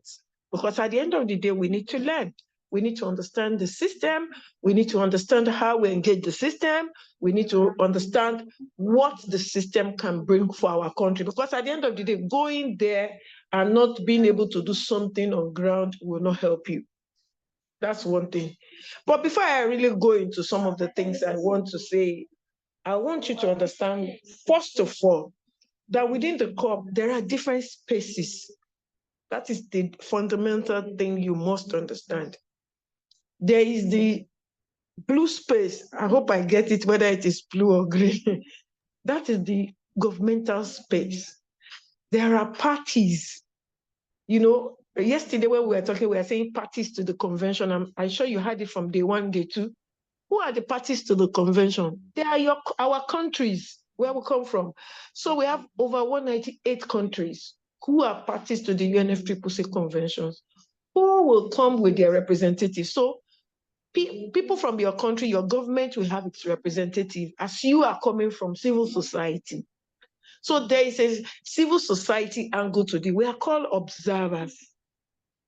So we observe what they are doing and we make interventions at appropriate times when we feel it is really important for us to put the voices of the people on the table. So when you get into that space, you will see the UNFCCC all in blue. It means that even before you get there, you must start, register, get accredited to enter. It is a controlled environment. It is not for every Tom, Dick, and Harry you can just get yourself, find yourself. No, the only way you can find yourself there is to first of all, get accredited, get a letter stating you are coming for that program, and then there's a letter that UNFCCC will issue. How do you get registered? That is one question we need to ask ourselves. A lot of people right now are already registering. For you as a civil society, let's start from civil society now. As a civil society organization, you must get your organization accredited to the UNFCCC. How do you get accreditation? There is a time of the year, I think it's between January and February. That was the time I did my own. Immediately after COP, really, they will send out a link, go to the UNFCCC website. And I'm always looking out for that link. I think last year I sent it a lot to so many people because a lot of people will come for me for accreditation, which most of the time I don't even have the space. If I have the space, I'm ready to give everybody accreditation. But for civil society, you must get accredited. And once you go on the website, you see the link to apply. They will ask you for important documentation about your organization. Some of them is your registration. Are you registered? If you have your registration document in your country or wherever you are registered as a CSO, you had it. I think they asked for some maybe audited accounts. Then they ask you what you have been doing concerning climate change, which you can respond with all your activities with pictures. And, these are important questions, issues that they will ask you. So once you're able to meet all that, it's almost automatic. You will be given that accreditation. And once you get that accreditation, what does that mean? It means that for every UNFCCC meeting, at least the one that is relating to conference of parties, you'll be able to nominate those who will represent your organization there, accredit them, so that they'll be able to get that letter to go to every COP, either COP or the intersessionals in June. They normally have intersessions in June before we now go for COP. So this is the process for civil society. Governments have their own different process. It's either you are accredited by an NGO or you are accredited by the government of your country. Yes, the government has enough opportunities to accredit as many as possible. So far, they all know, the state, the country must know the reason why they are accrediting people. So I think last year, we have over 500 and something delegates from Nigeria, and people started crying, we don't have money to eat, we are carrying people. But those who are talking didn't even understand the whole process. They didn't know that all the numbers of people there, they didn't know that if we as civil society, we are accredited a lot of people from our own side, and government does not have any power over who we accredit as civil society. So government has their own space. We also have our own space. But at the end of the day, we all come together collaboratively in a solidarity manner to make sure that we get to the right decision that will help us to address climate change. So those are very important things. So if at this point in time, you are not yet registered to go to COP29, then the time within which to register is a bit limited. And from what I hear, I heard that a lot of people were not given enough quotas. Yes, civil society are given quotas. So they will look at you. I'm not sure, but I want to presume that they give more numbers to regional organizations compared to local NGOs. I want to assume so, but I'm not too sure how they give their quotas. But they will give you a quota. For instance, now, if it is my organization now, they may give me a quota, maybe about 2. And that quota is always divided into 2 weeks, first week and second week. So some people come for first week, while some people come for second week. And for instance, now, if they give me my quota is 4, that means that I can accredit up to 8 people, meaning 4 for first week and 4 for second week. That's the only way we can do it to ensure that we have more people coming into the space and being able to participate and engage, and then bring the views of our local women and community into the decision space. So you see the reason why at times you will ask some of us, hey, come and accredit me. We will just be looking at you. We don't know how to explain it to you. There are some of us who are here also whose organizations are accredited to the UNFCCC. And this year I heard that the quotas were terrible. Some organizations that normally have 20, they normally give 20 to, all of them are having 1, especially most of the international NGOs, they're having 1. People have been lamenting since last week. And honestly, I don't even know how to talk. I don't know whether to discuss it or whatever not to discuss it. But one good thing, the women gender constituency is already taking it up. and wanting to talk to the Secretariat to see how they expand the quotas. We don't know the political issues behind mainstreaming quotas this year, but it has not always been like that.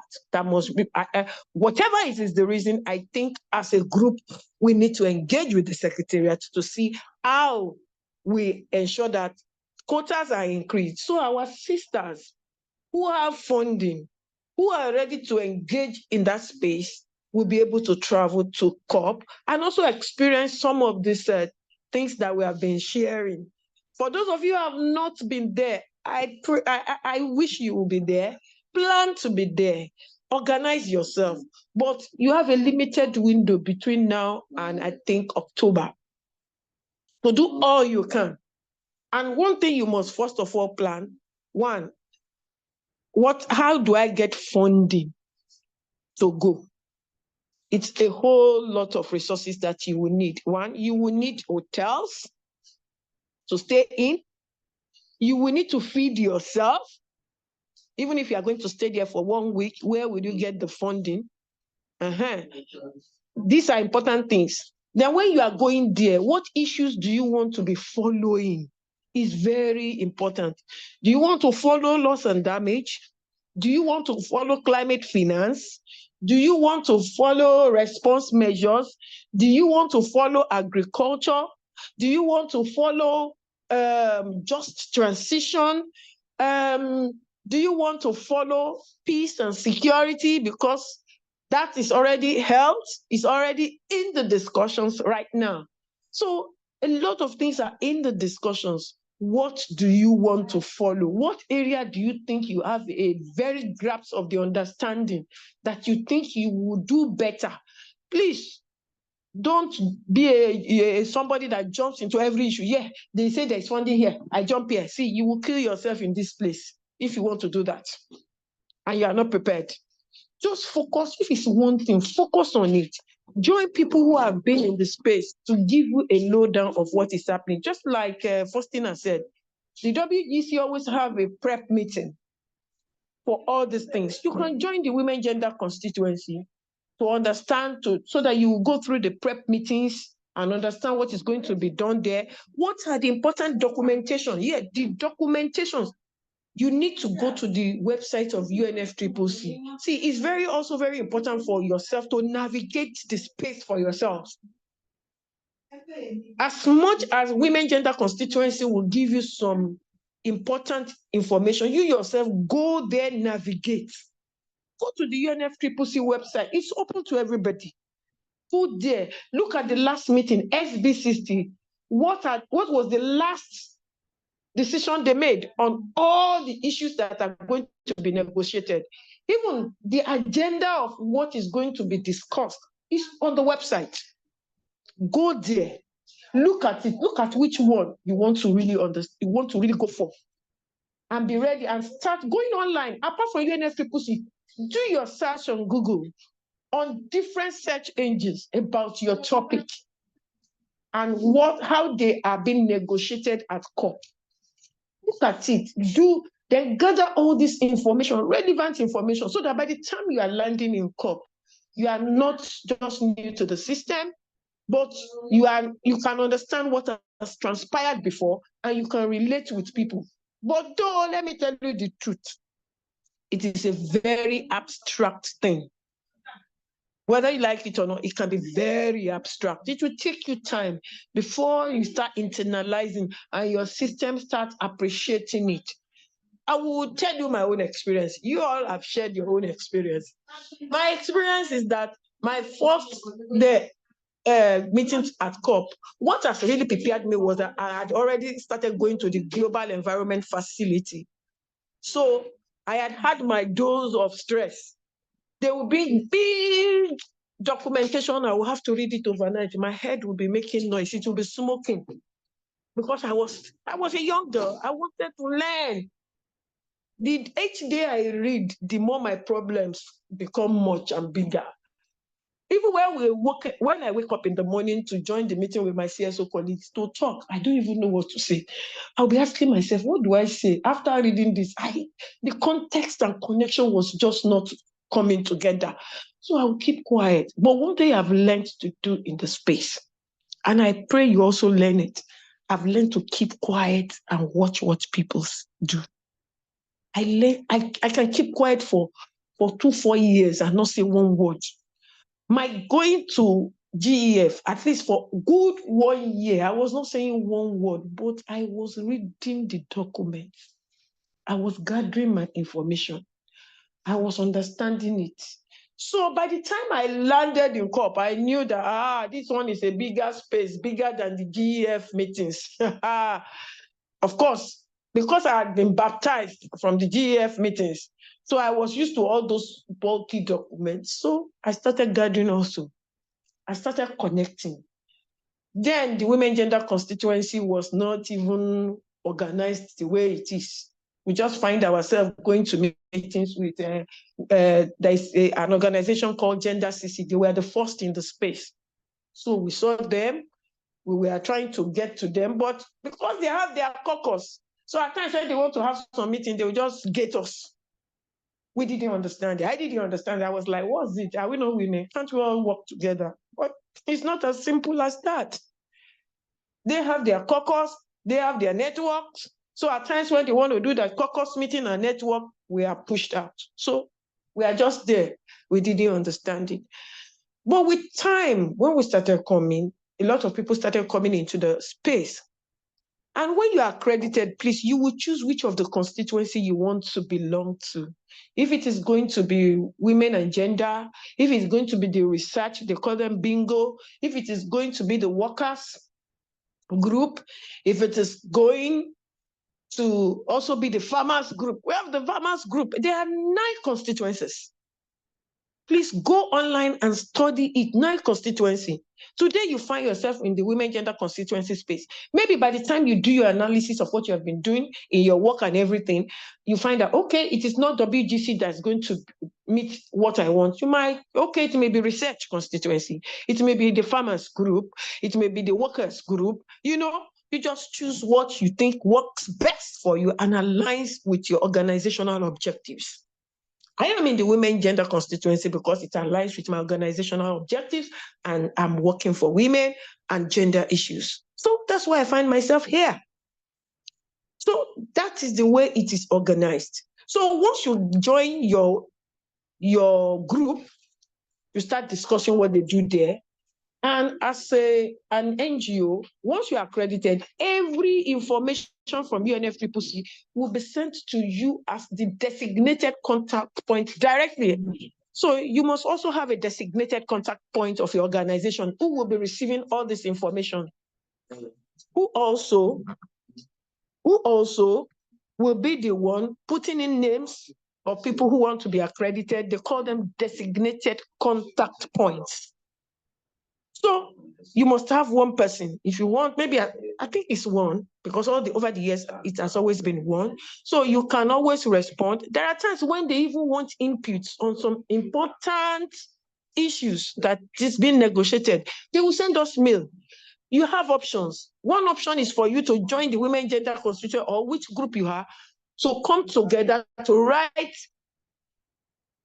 a position, which all of you will sign and send as a constituency.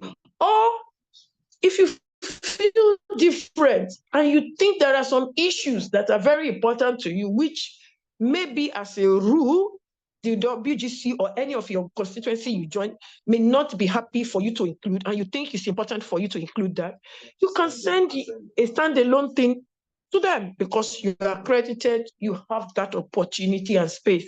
And again, you also have opportunity not to belong to any constituency.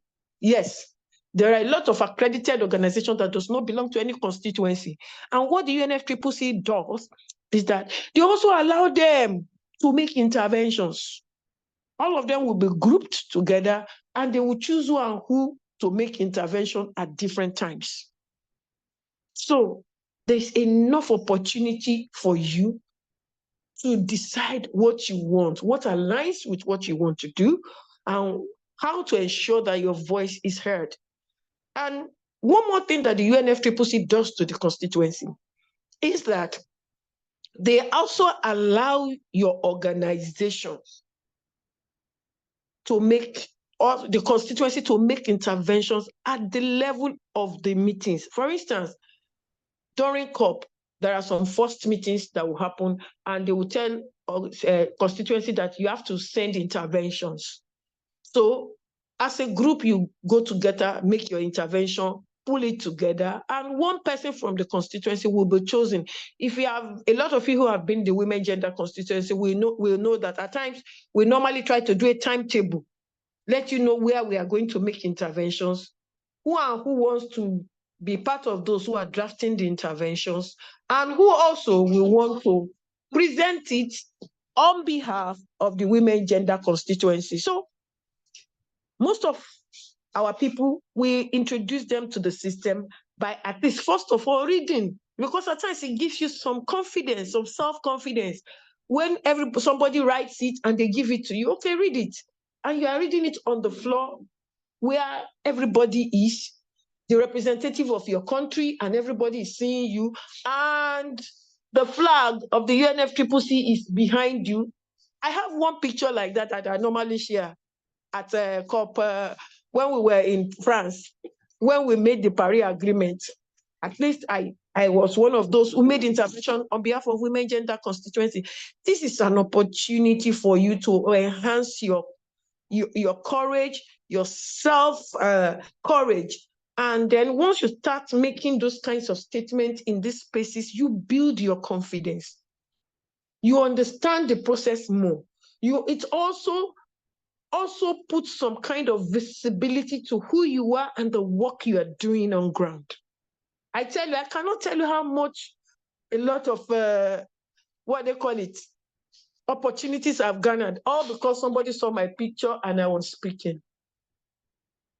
As of recent, because I'm one of the DCF CSO representative at the Green Climate Fund, I did a short video with GCF because for the first time, Nigeria was accredited as a direct access entity. And I knew what I went through, trying to encourage our country to make sure that we have a direct access, especially the organization in our country is called DBN, Development Bank of Nigeria. There are times when they were stuck in a place, I will ask them, are you stuck? Anytime we have a meeting with the executive director, I pull it, that they are not doing anything. They don't want us to have accredited entity. And executive director will quickly talk to other people and say, can you quickly respond to Nigeria? They want to have a direct access. And we've been on it for years. And as at that, the day it was being done, I was right there in the meeting with the board members. And Nigeria was accredited as a direct asset. Do you know what that means for me? I was happy. So I was so happy to do that short video with GCF. And if you go to GCF website, the video is there. Everybody has been calling me, Titi, we saw your video. And you know what that means? A lot of people have also been coming to my DM. What can you do for us? How can we do this? How can we do that? Because I've been going into that space. I started understanding how to make sure that you are accredited, how our country can be accredited, how our countries can get funding. And I have pointed states to what they need to do. Some of them, they are not paying me, but I felt that as a CSO representative, it is my duty for me to understand this. And if we are talking that we need a lot of climate finance in our countries, then if I'm in that position to help, why not? And that is what you see. And that is what you gain. Beyond, you are looking for funding. You see, some of these things may not come as funding at first. It will come as opportunity to be in a space and to let your voice be heard. So for a whole lot of us here, there's nothing wrong with starting small. Starting small means that, okay, let me look for somebody, an organization that is accredited, that can accredit me to go. Funding, then look inwards. In your country, can you get funding from private sector? Can you get funding from your government? Anywhere. Look, search. Even there is one thing my organization is going to launch maybe in the next 1 or 2 weeks. We are like, can you adopt a CSO activist to go to COP29? We need to start adopting because we need local people's voices to shape what is happening there. And the reason is because it is a controlled environment. You cannot just walk in and get there and start talking. Somebody must accredit you. Somebody must give you that opportunity and space. And at times, if you don't fight for that space, you won't get it. Me, I've fought so many battles in the women gender constituency. I still will not leave, and I will continue to fight. We will continue to sort it out. That is human beings, the way we are. But I will push my way. I must be hard. I want to be there. I want to do this. But one thing is important. Once they tell you, you decide to do a thing, please do it with all your might and do it very well. And work with others who can also help you to step up in understanding what is happening. I know it can be very, very, very complicated or so, but your first steps are very, very important towards getting to understand the COP the way it is. So I've explained the civil society part of it. I may not be able to explain in detail the government part because I have refrained from being a negotiator. It's not because I cannot be. I have my reasons. I prefer my civil society space, and I'm happy to be an activist. Maybe you may want to be a negotiator, so you have to talk to your government to accredit you, work with your government, and they tell you what important negotiating streams to follow, and you begin to follow it. I think some of us here are negotiators. The last those who presented was a negotiator for Liberia, and I think Madam Priscilla Achakpa is one of Nigeria's negotiators. They like to do that. Me, I like to be outside. If you want to be part of me, please, it's a very jolly space because nobody can come and gag you. Nobody can come and insist that this is the way you speak. I love my freedom of being an activist. Maybe you may love your own freedom of being an activist. It's fine. You have your right. So choose what you want to be. So once you're on the side of government is very controlled. They have their positions, and you must support that position all the time. And then apart from the position of your own national government, there is African group of negotiators, which all African countries are part of, and they also have their position. Once they have crystallized their position, you are bound to follow that position. And you must move with that position, no matter how much you want to make solidarity. You must follow the African group of negotiators. I see a lot of civil society work with the African group of negotiators like Pan-African Climate Justice Alliance.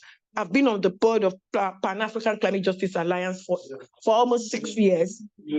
And I see the way they work with African group of negotiators. And they have made a whole lot of strides with working with African group of negotiators. They have already, most of the time, aligned the voices of the African civil society with the African group of negotiators, and they are doing very well in that space. So we also have the group of gender negotiators also. I'm not part of it. I think Madam Priscilla knows more about that. So you will hear a lot of issues around that. So these are the ways we work. And you must remember, in this space, you are not really allowed to fight your government because all of you are insisting that the Global South must get funding. And most of the time we align. But there are times, we don't align. So we try to sort it out to make sure, even within the civil society, there is a move to ensure that all the 9 constituencies speak with one voice. But we don't always get that. People always want to make their own interventions. Once they call for all the constituencies to make interventions, so they will write it differently. As women, we will write. As farmers, they will write. As as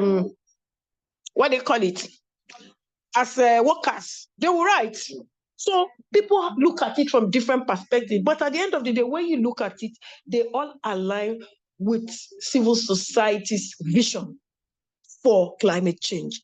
These are very, very important issues and profound issues that we really need to really start interrogating before you go out. Know where you belong. Know that you will understand what they are doing there. Understand solidarity. Understand sisterhood. And understand the way it works. But don't forget that you have an organization to grow. At the end of the day, whatever you learn there must be planted back into your organization so that your organization can grow.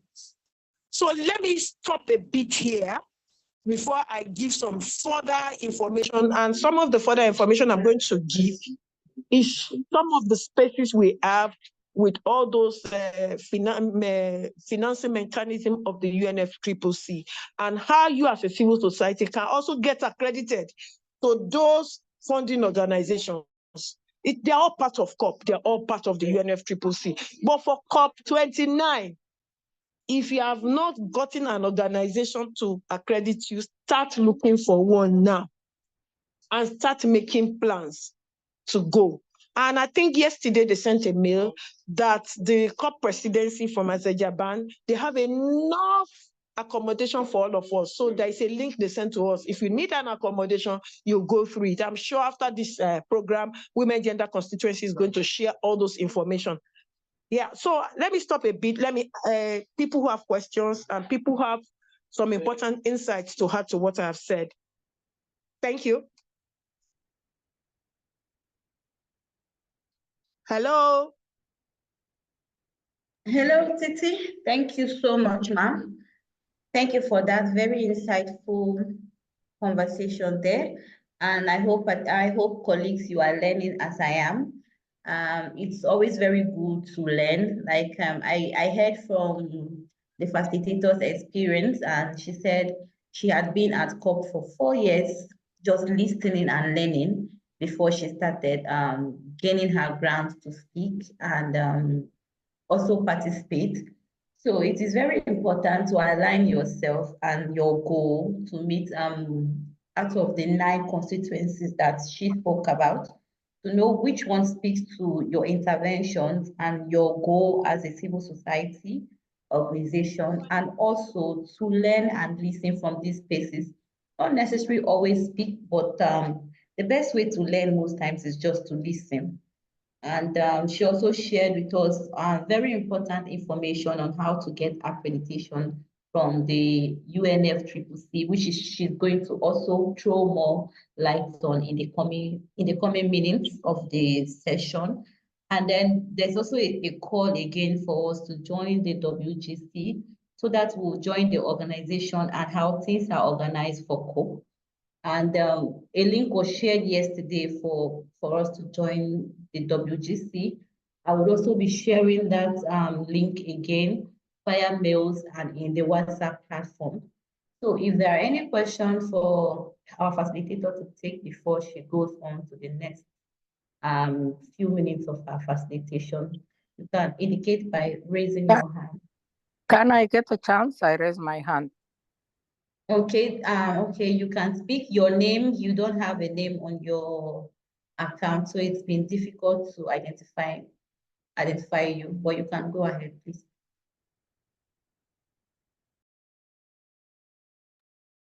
Sorry for that. I don't know, it took my name, maybe because I disconnected and I came back twice. My name is Fatima Ahmed, and I'm from Sudan, representing grassroots women organization called Zainab for Women Development Organization.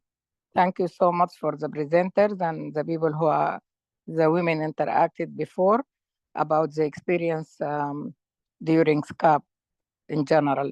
And thank you for the last speakers for the insight information. Myself, I've been participated for a couple of years.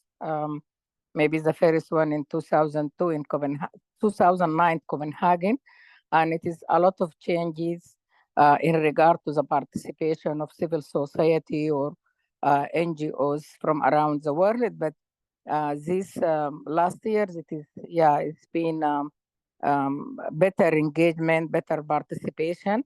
But still, I mean, I agree with speakers who talk about the loss and frustration and all that, because yes, it is big venues and a lot of events, and I mean the directions, the distances. Sometimes the heat, as last year in Dubai. So it is really a lot of frustration for all, I mean, most of the participants. I just want to comment on the issue of accreditation. I think it is time for us as an African women representative to NGOs to find a way or to raise our voice and demand that the UNFCCC accreditation has to be fair, and it has to make some kind of balance, because now we find all those big organizations and who actually have this accreditation for a long time is from the northern countries and big organizations, and when it compared to us, to accreditation from African or grassroots organization, is very minimal, and this is really unfair because we've been begging those organizations to make accreditation for us and to involve us in their to give us the accreditation and the badges. And why? I mean, for how long we have to do this? I think it is time, and I really recommend, this is one of my recommendations for WGC Africa, is to take this issue for serious, and to UNFCCC has to open for African women, African NGOs, especially women organizations, because we are the one on the ground working hard with our communities who is being affected by climate change. So this is one. I hope this will be taken as an issue to fight for and to find a way. They have to make balance. The distribution of this accreditation is really very, very unfair. The other thing for the accessibility, the last speaker talked about, yes, there is open now, especially through, yes, I really here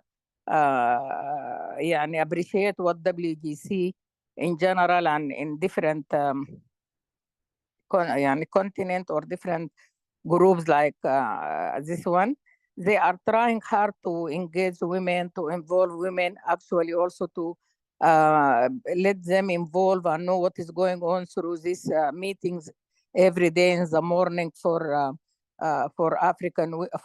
all women delegation. But what I see or what I experienced for the last years, and that even if they open give speakers through the WGC to speak at some of those high-level meetings or other official meetings, unfortunately, you find it to be at the end of the session, and at the end of the session, most or the majority of the member of states leave the Hello, session. Fatima. If you can try to round up your thoughts so that others can also ask their questions and make contributions.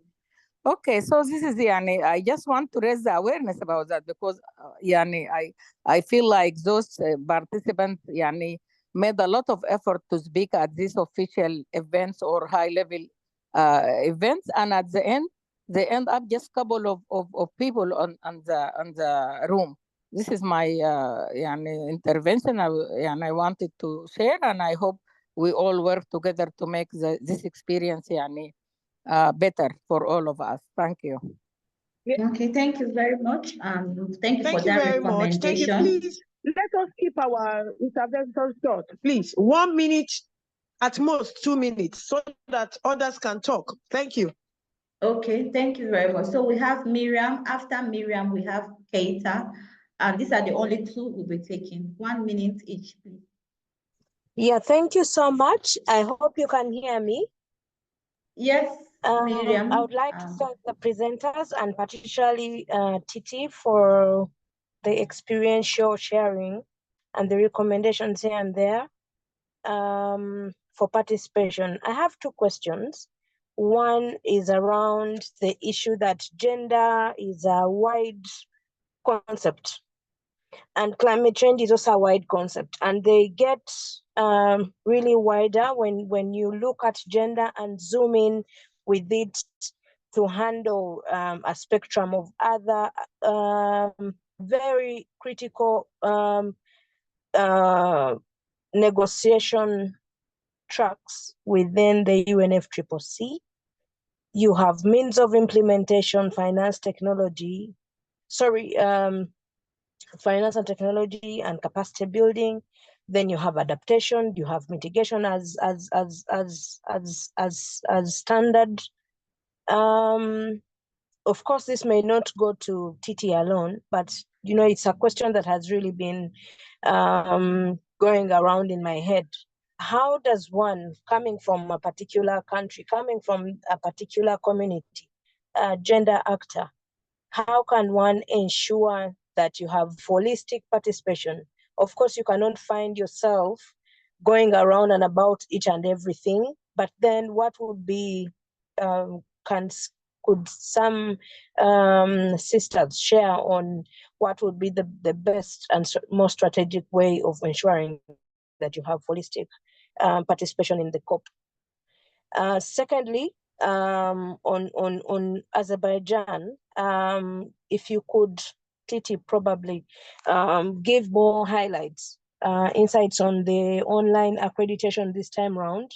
How can one strategically go about it to ensure, because it's kind of complicated and there are questions that have been asked right, left, and center.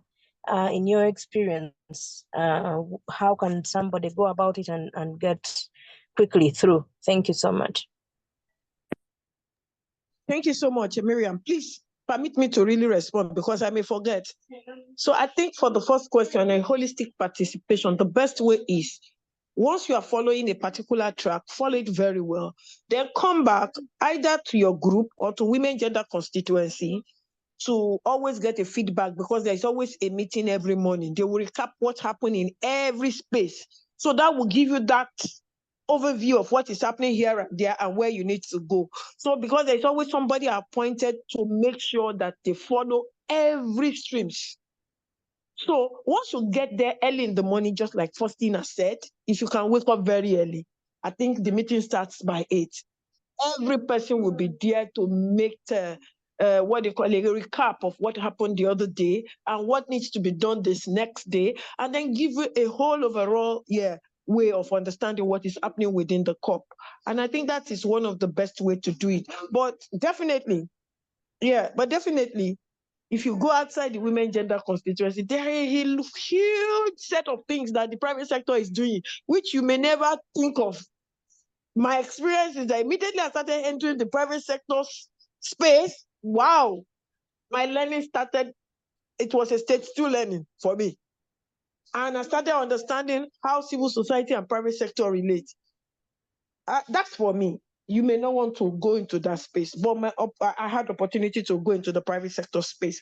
That's a different space entirely, and people will discuss, have their own important position, which is different from CSO's position. So we all have our reasons for having a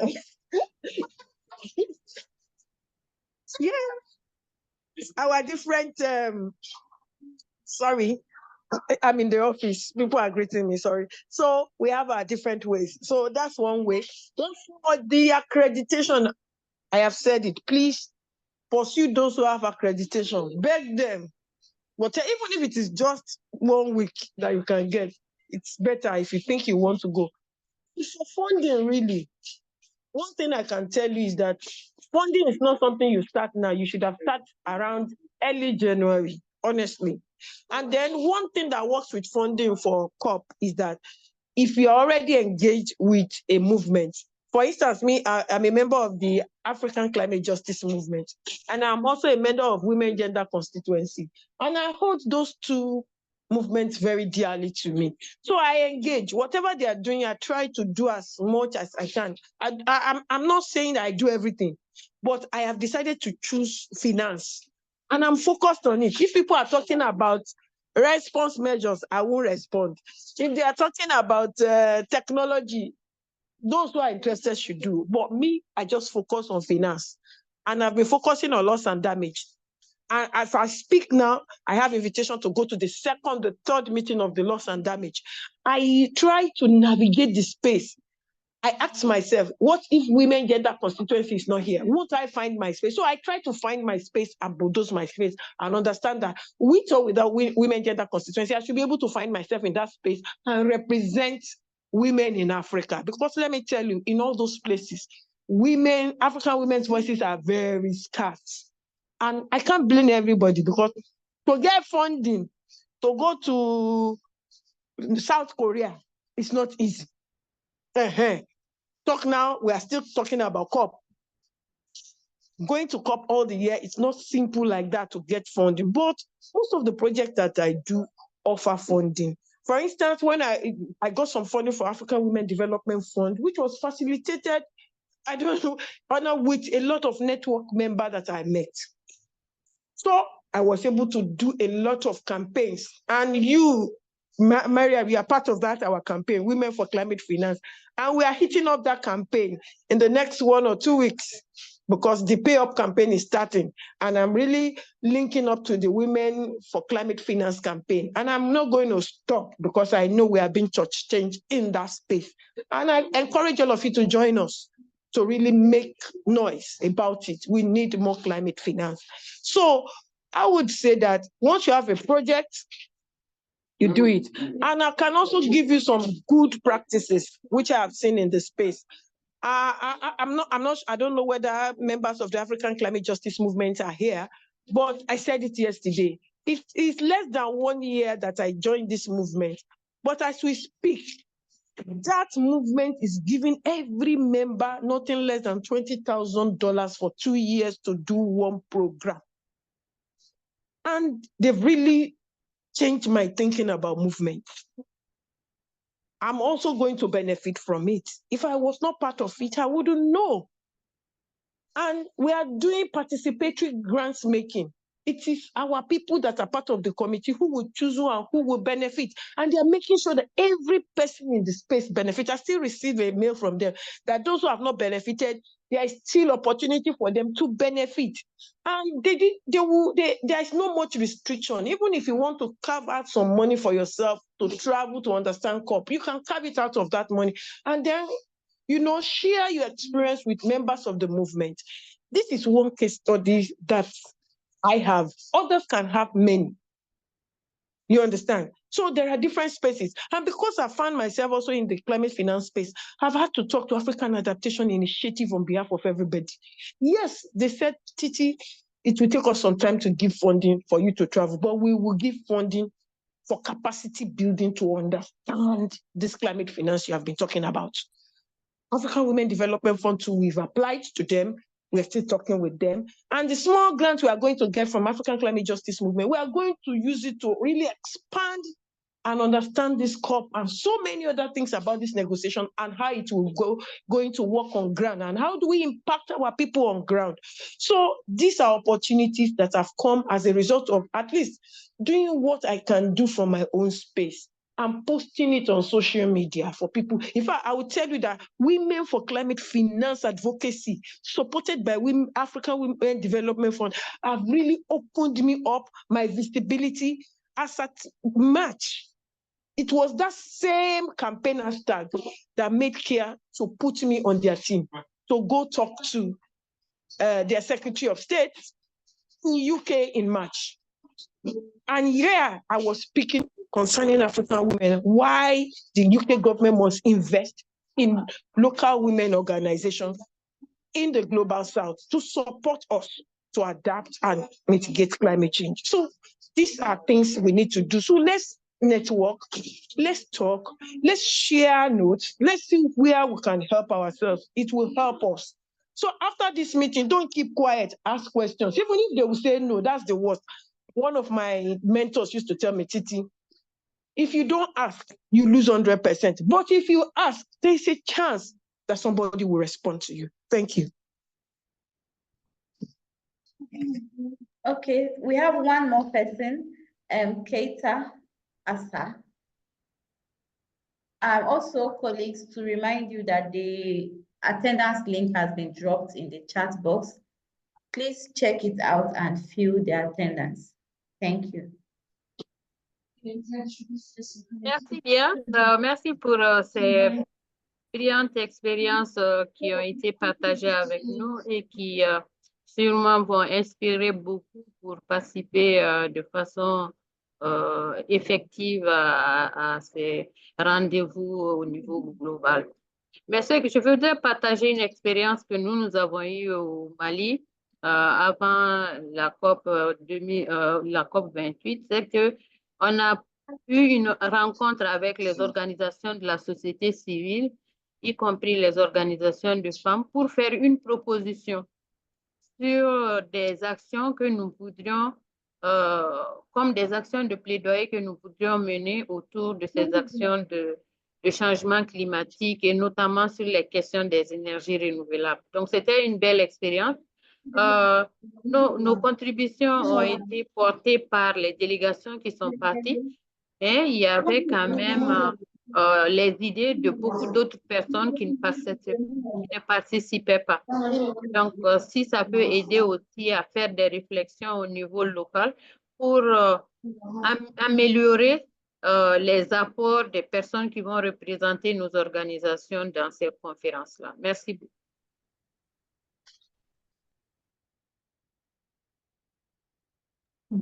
Hello, interpreter. Can you quickly we didn't get interpret? that interpretation. Okay, Madam Keita was talking about the green energy renewable at the level of their country, that she would like the people to take their advocacy to COP, the next COP.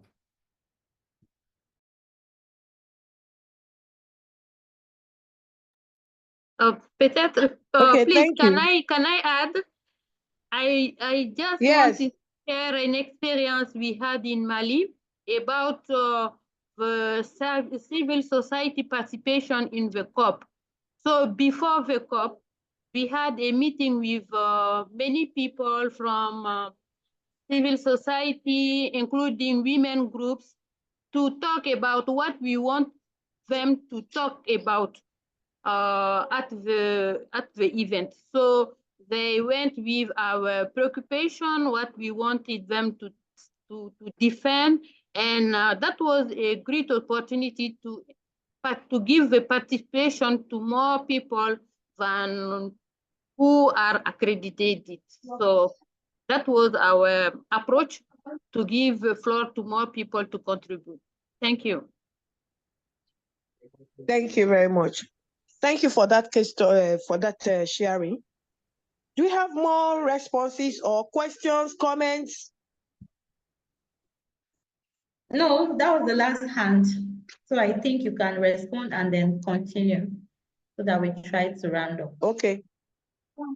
So yeah, we have heard from our sisters, and if you have more questions, just like I said, please network. I'm sure you will meet a lot of people on this network. But what is more important is that, like I said, get yourself more prepared from your organization, and then make up your mind. What are my objectives of going to COP? What do I need? So apart from that, even if you cannot go to COP, we can continue to feed you on ground with what is happening.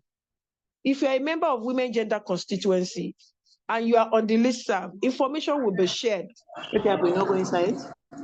Yeah, about what is happening in COP all the time. We have a WhatsApp platform which you can talk to web to also put you on that WhatsApp platform so that you can see what everybody is sharing during COP, because information will be flowing into that space for you to know what is happening. Even if you cannot go, you can learn online.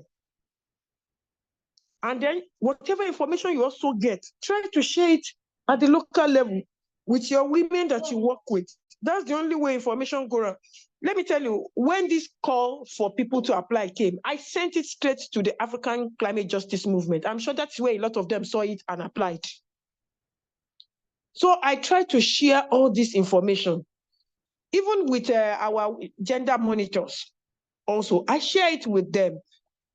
But one thing at times that I've noticed is that when we share this information, people just don't apply.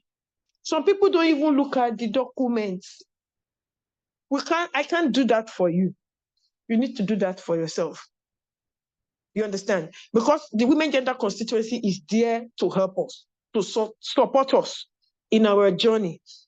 And they supported me several times. Even the funding for loss and damage, I was representing the women gender constituency at the FLD. Even the what they call it, standing committee on finance that I will be traveling to for tomorrow in Tanzania. All my friends who are here in Tanzania, I'm going to meet you there. So it is funded by the women gender constituency through WEDU. So it depends, because I have really proven my worth in terms of this is what I want to do, this is where I'm focusing. You can focus your own on Article 6, which on carbon market, if that is the area you want to be an expert in. And make sure that whenever they ask question about it, you are ready to read and respond. Let me tell you, you cannot be an expert overnight. And you don't know everything. But try to learn. I will tell you my difficulty when I started with climate finance. It was not as simple as that, because I don't have an economic background. Neither do I have an accounting background. Neither do I have international development background. But I'm just a simple lawyer, understanding human rights. So when I found myself in that space, I took it upon myself to start reading. Today, I can talk about financial instruments. I can talk about how financial instruments are not working for women. And I can give you case studies. Because I decided to apply myself and start learning. It will take you some time to learn, but you must learn once you find yourself, because a whole lot of papers coming in front of me. We read bulky funding proposal documents in GCF. I know that is what scares a lot of people away from the gender monitors, the GCF gender monitors. Once I send those bulky documents, everybody just go mute. So all the burdens of reading it and making intervention falls on me. But the truth is that my experiences are limited to what I know. But if you share your own experience with me, you do this, then it can enrich my intervention for different country projects across Africa. So what I'm planning to do with some of the support I'm getting is to start breaking down the funding proposals into a way that people can give me feedback, because not everybody will read that. And I understand people have so many issues that they are dealing with, rather than reading a bulky document. And had it been that they are going to be paid for it, maybe people will take it serious. We are not going to be paid for it. It's a volunteer work. So people are like, have other things that they need to do to make ends meet. So I understand it.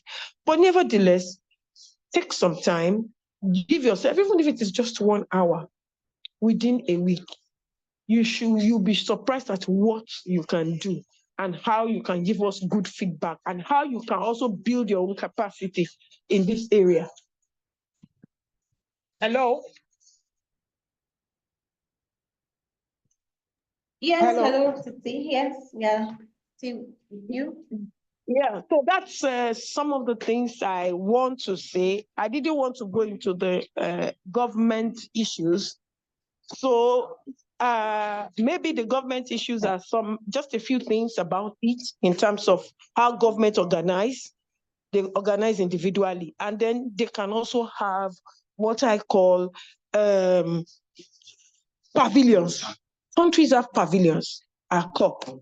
And in that pavilions, people can do side events. And side events is one aspect of COP that is very interesting, where you can learn from.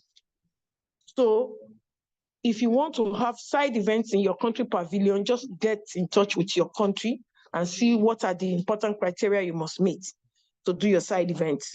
But outside that, there are other hubs. There is the climate capacity building hubs. There is the mobility hub, which they've been asking people to apply to do side events. And side events in those pavilions are free.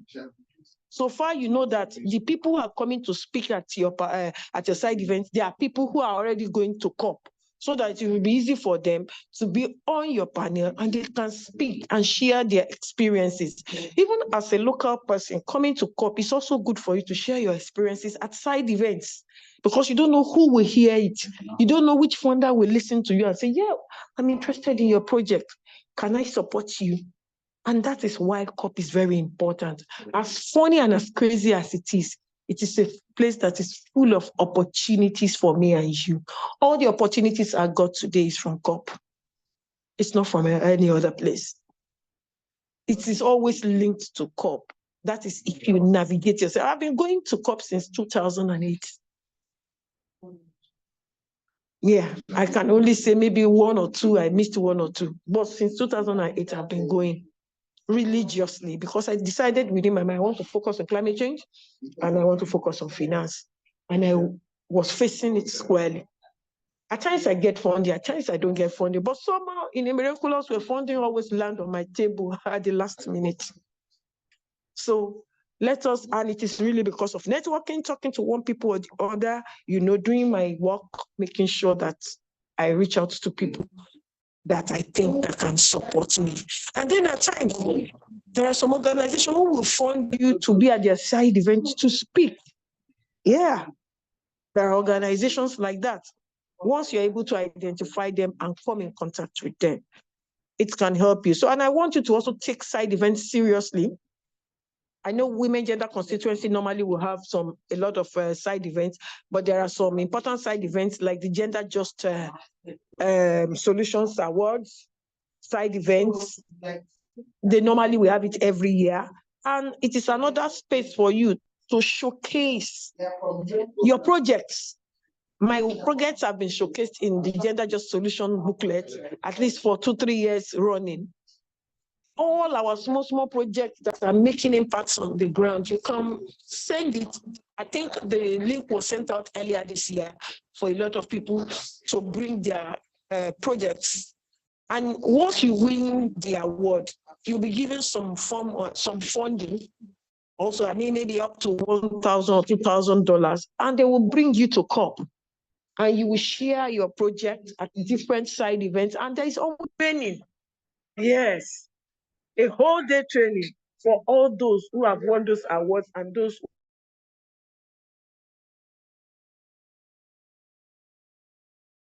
constituency who are interested in being part of their.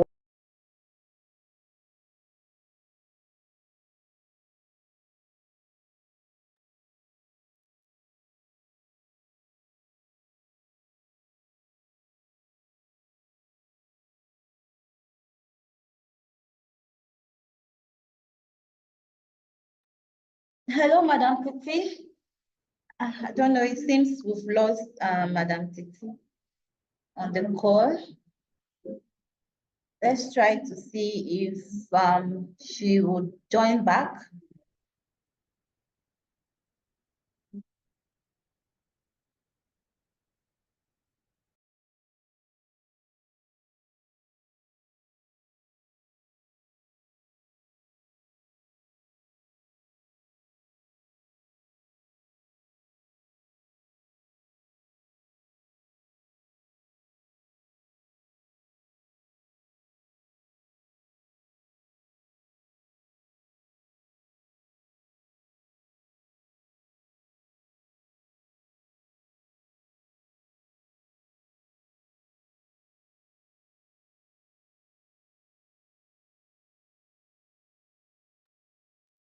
Okay, so while we try to get Madam Titi back on the call, I will give this opportunity for people who have questions that will take notes and wait for her, and then also maybe comment if you have a comment or a contribution you want to share. And we are trying to round up on the session finally, but if you have any contributions or comments to make or recommendation, you can indicate by raising your hands and you'll be called. Okay, I see a hand. Okay, so more hands so that we'll know how many people we are taking. If you have contributions, recommendations, questions. Okay, so we have only one hand, Faith. Okay, there's Martina, there's Echo Dips. So Faith, you go first. Please, you have just a minute to share your thoughts. Faith Chepo. Okay, thank you so much. My name is Faith Chepkorir. I'm from Kenya. I represent an organization called AYOM that empowers young mothers. I would like to thank Women Environmental Program for this opportunity. I've been attending the session and they are so helpful and insightful.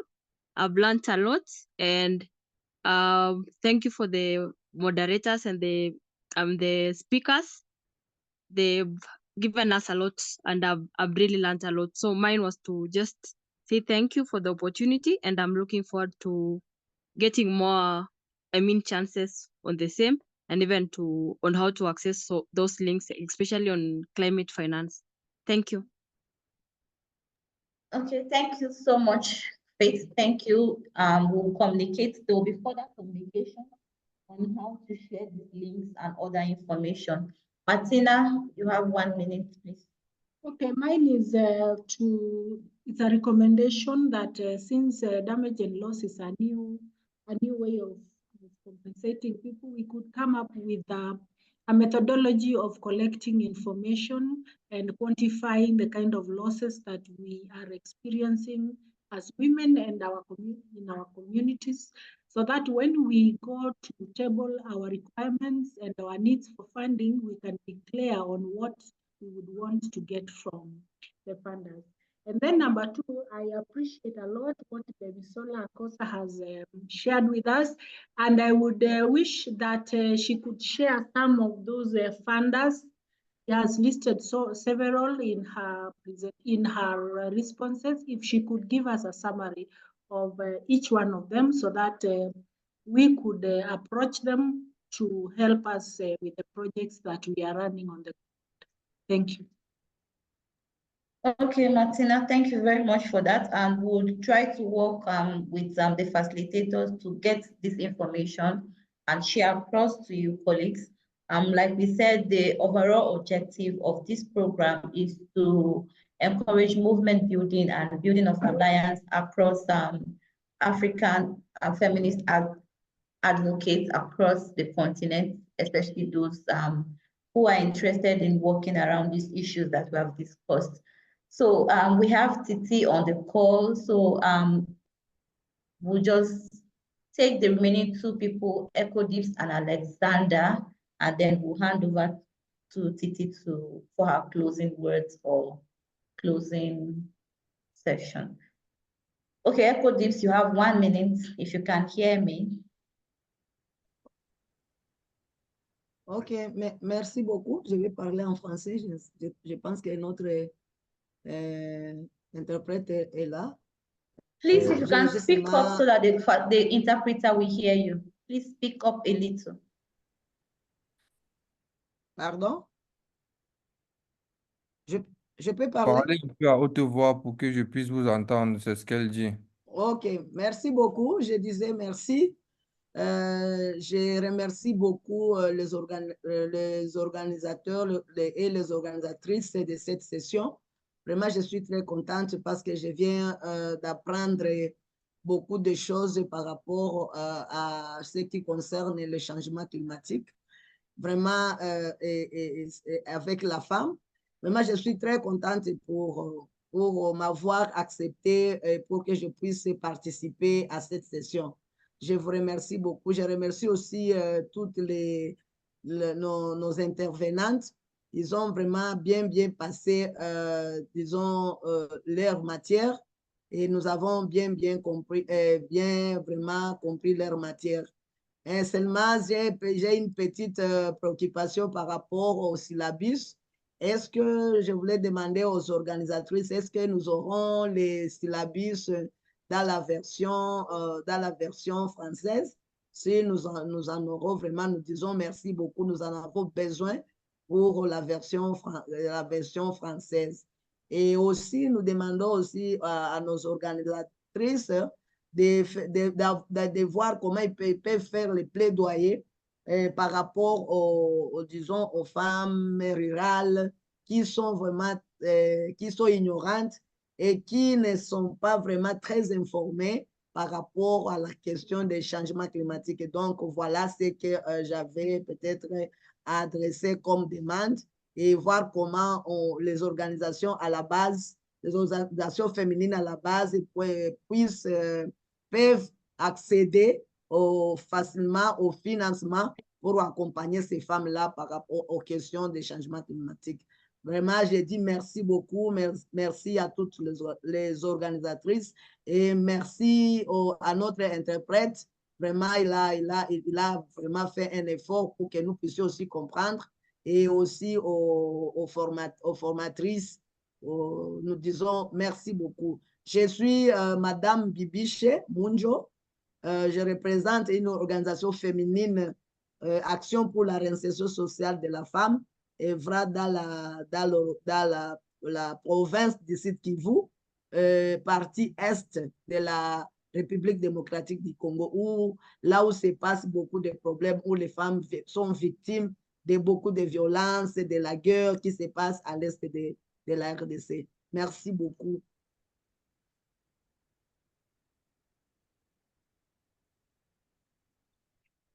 Hello. Go on. Okay. Madam was saying she's from Congo, RD Congo, at the east, where we all know what is happening right now. And also she's very pleased to be here all these days. And her question is, how can rural women can get access to the funding? And also, I think that's all, yes, that's all. Okay, thank you very much. Alexander, if you can speak, you have 1 minute because we are behind our schedule. Nimalize Zoom meeting nikupigie.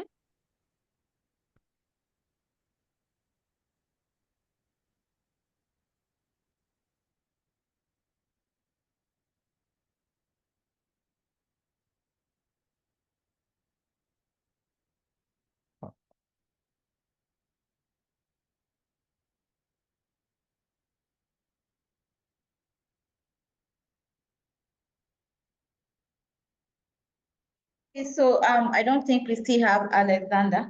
So Titi, we were closing when your internet got disconnected. So yes, thank have you the so floor much. to give your final words so that we can round up.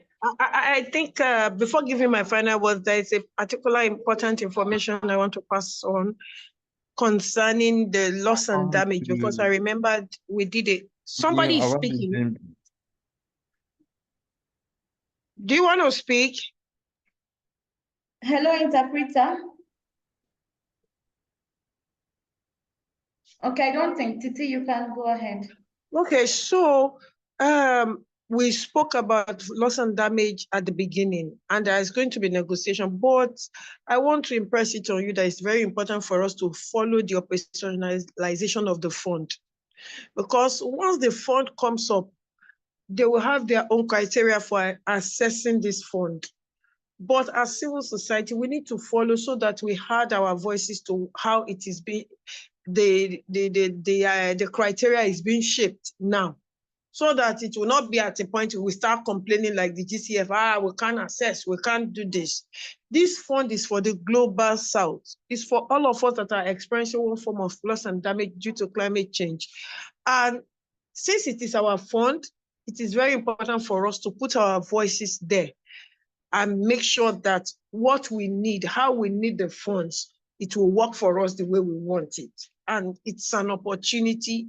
And they're also trying to make sure that they do it along the 9 constituency of the civil society, women, gender constituency, farmers, workers, everybody is having their time. You understand? And I'm sure a lot of you will ask me, how do we get invitation to go there? You're a member of the women gender constituency. But if you are not a member, perhaps I might give you the email of those who are, and send them an email and say you are interested. The next time they will send the invitation so that you can go there and see what everybody is doing and join the constituency, or still be there just to learn and to see where you can pull in your voices into what the decisions that are being made. Yeah, and on a final note, I want to encourage us as African women. I know that getting into that space to ensure that our voices be heard can be a bit tough and difficult. But I tell you, it's worth the fight. Because if you are not there, they will continue with it and nobody will care about you. But I care about our African women, and I'm sure you care about yourself too. So whatever it's going to take for you to be at that seat, at that table, please do it. It is part of advocacy. Even we can do advocacy outside UNFCCC and they will listen. We can send letters. Even UNFCCC, you can send letter to the leadership of the UNFCCC to tell them this is what and what you expect. They may not respond to you immediately, but they will see it and they will take note. I learned that in the system. If you know things are not going our way for African women, then we can write letters, even if it is individual NGO letter, write. If it is your together as a group, write. So far you make things right and it works for us. It's very important. It's always worth the fight. And I'm always happy to be an advocate. Thank you. And I hope you're happy to be an advocate too. Thank you so much.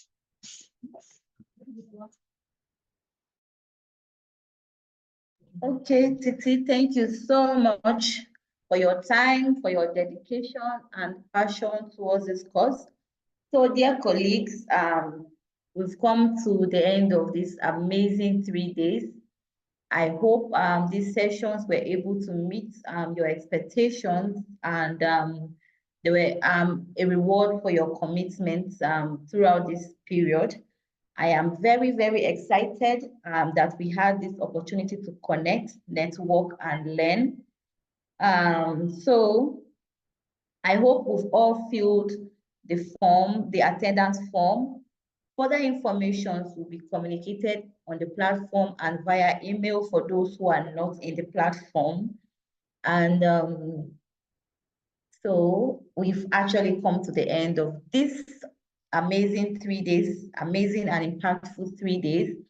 And on behalf of the African Women and Gender Constituency and the Women Environmental Program Nigeria, I am excited and happy to say that you have successfully participated in this 3 days training and you are qualified to get a certificate of participation, which will be shared to you via your emails, and we hope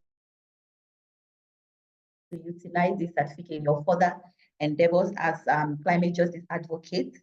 And the representative from the African Women and Gender Constituency would have loved to be on this call to speak with you, but due to some other logistics, they are not here. But please receive their warm regard and appreciation from me on their behalf. And officially, we have come to the end of this amazing 3 days. But this isn't goodbye because we'll be keeping in touch with you. And like I said earlier, we would collect all the slides and put them together and share with you colleagues. And thank you very much for your amazing time. So before we go, I'll briefly announce that we mute our videos or turn on our cameras so that we can take a screenshot of our engagement today. Please unmute so that we can take a snapshot.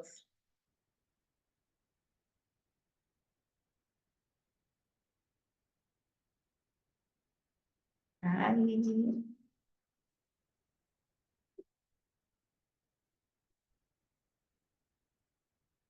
Okay, IT, can you help to take a screenshot? Those on the other slides, Fatima Hamed, your camera is not on. Echo Dips, your camera is not on. Good. Yes, I can see everybody. Exciting. Okay. Can you help me take? I have problem actually, sorry. Camera. Okay, so we'll move to the next slide also to capture the colleagues on the other end.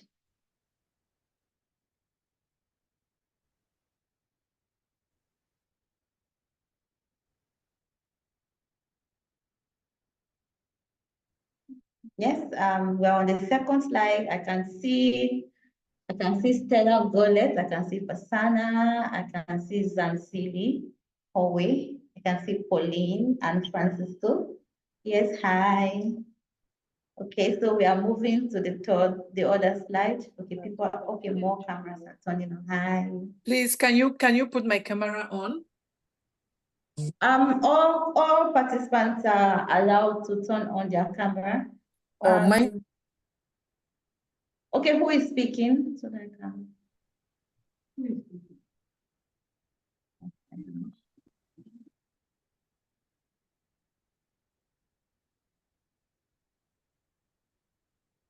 Okay, have you gotten this slide?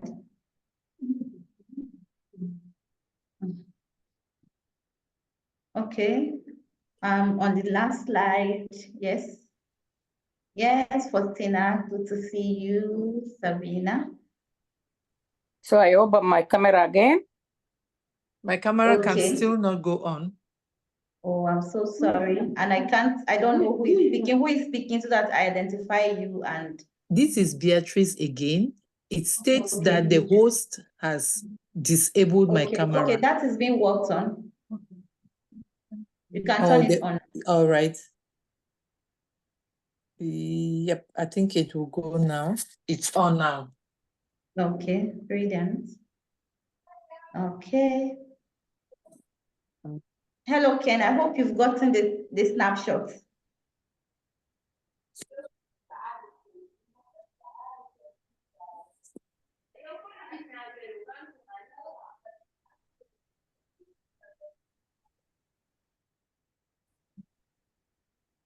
You can find the snapshot. Okay, bye-bye. All right, bye. Thank you so much for your time. Thank you too so much for the knowledge. Thank the brilliant you. facilitation. Thank you. Bye. Good night. Call me, okay? Thank you so much, and Hey, bye-bye. Ali. Okay, I will call you. Bye. Please Yes, call me. yes. It's urgent. Yes. It's urgent. Bye. Okay? Bye. Bye. Bye.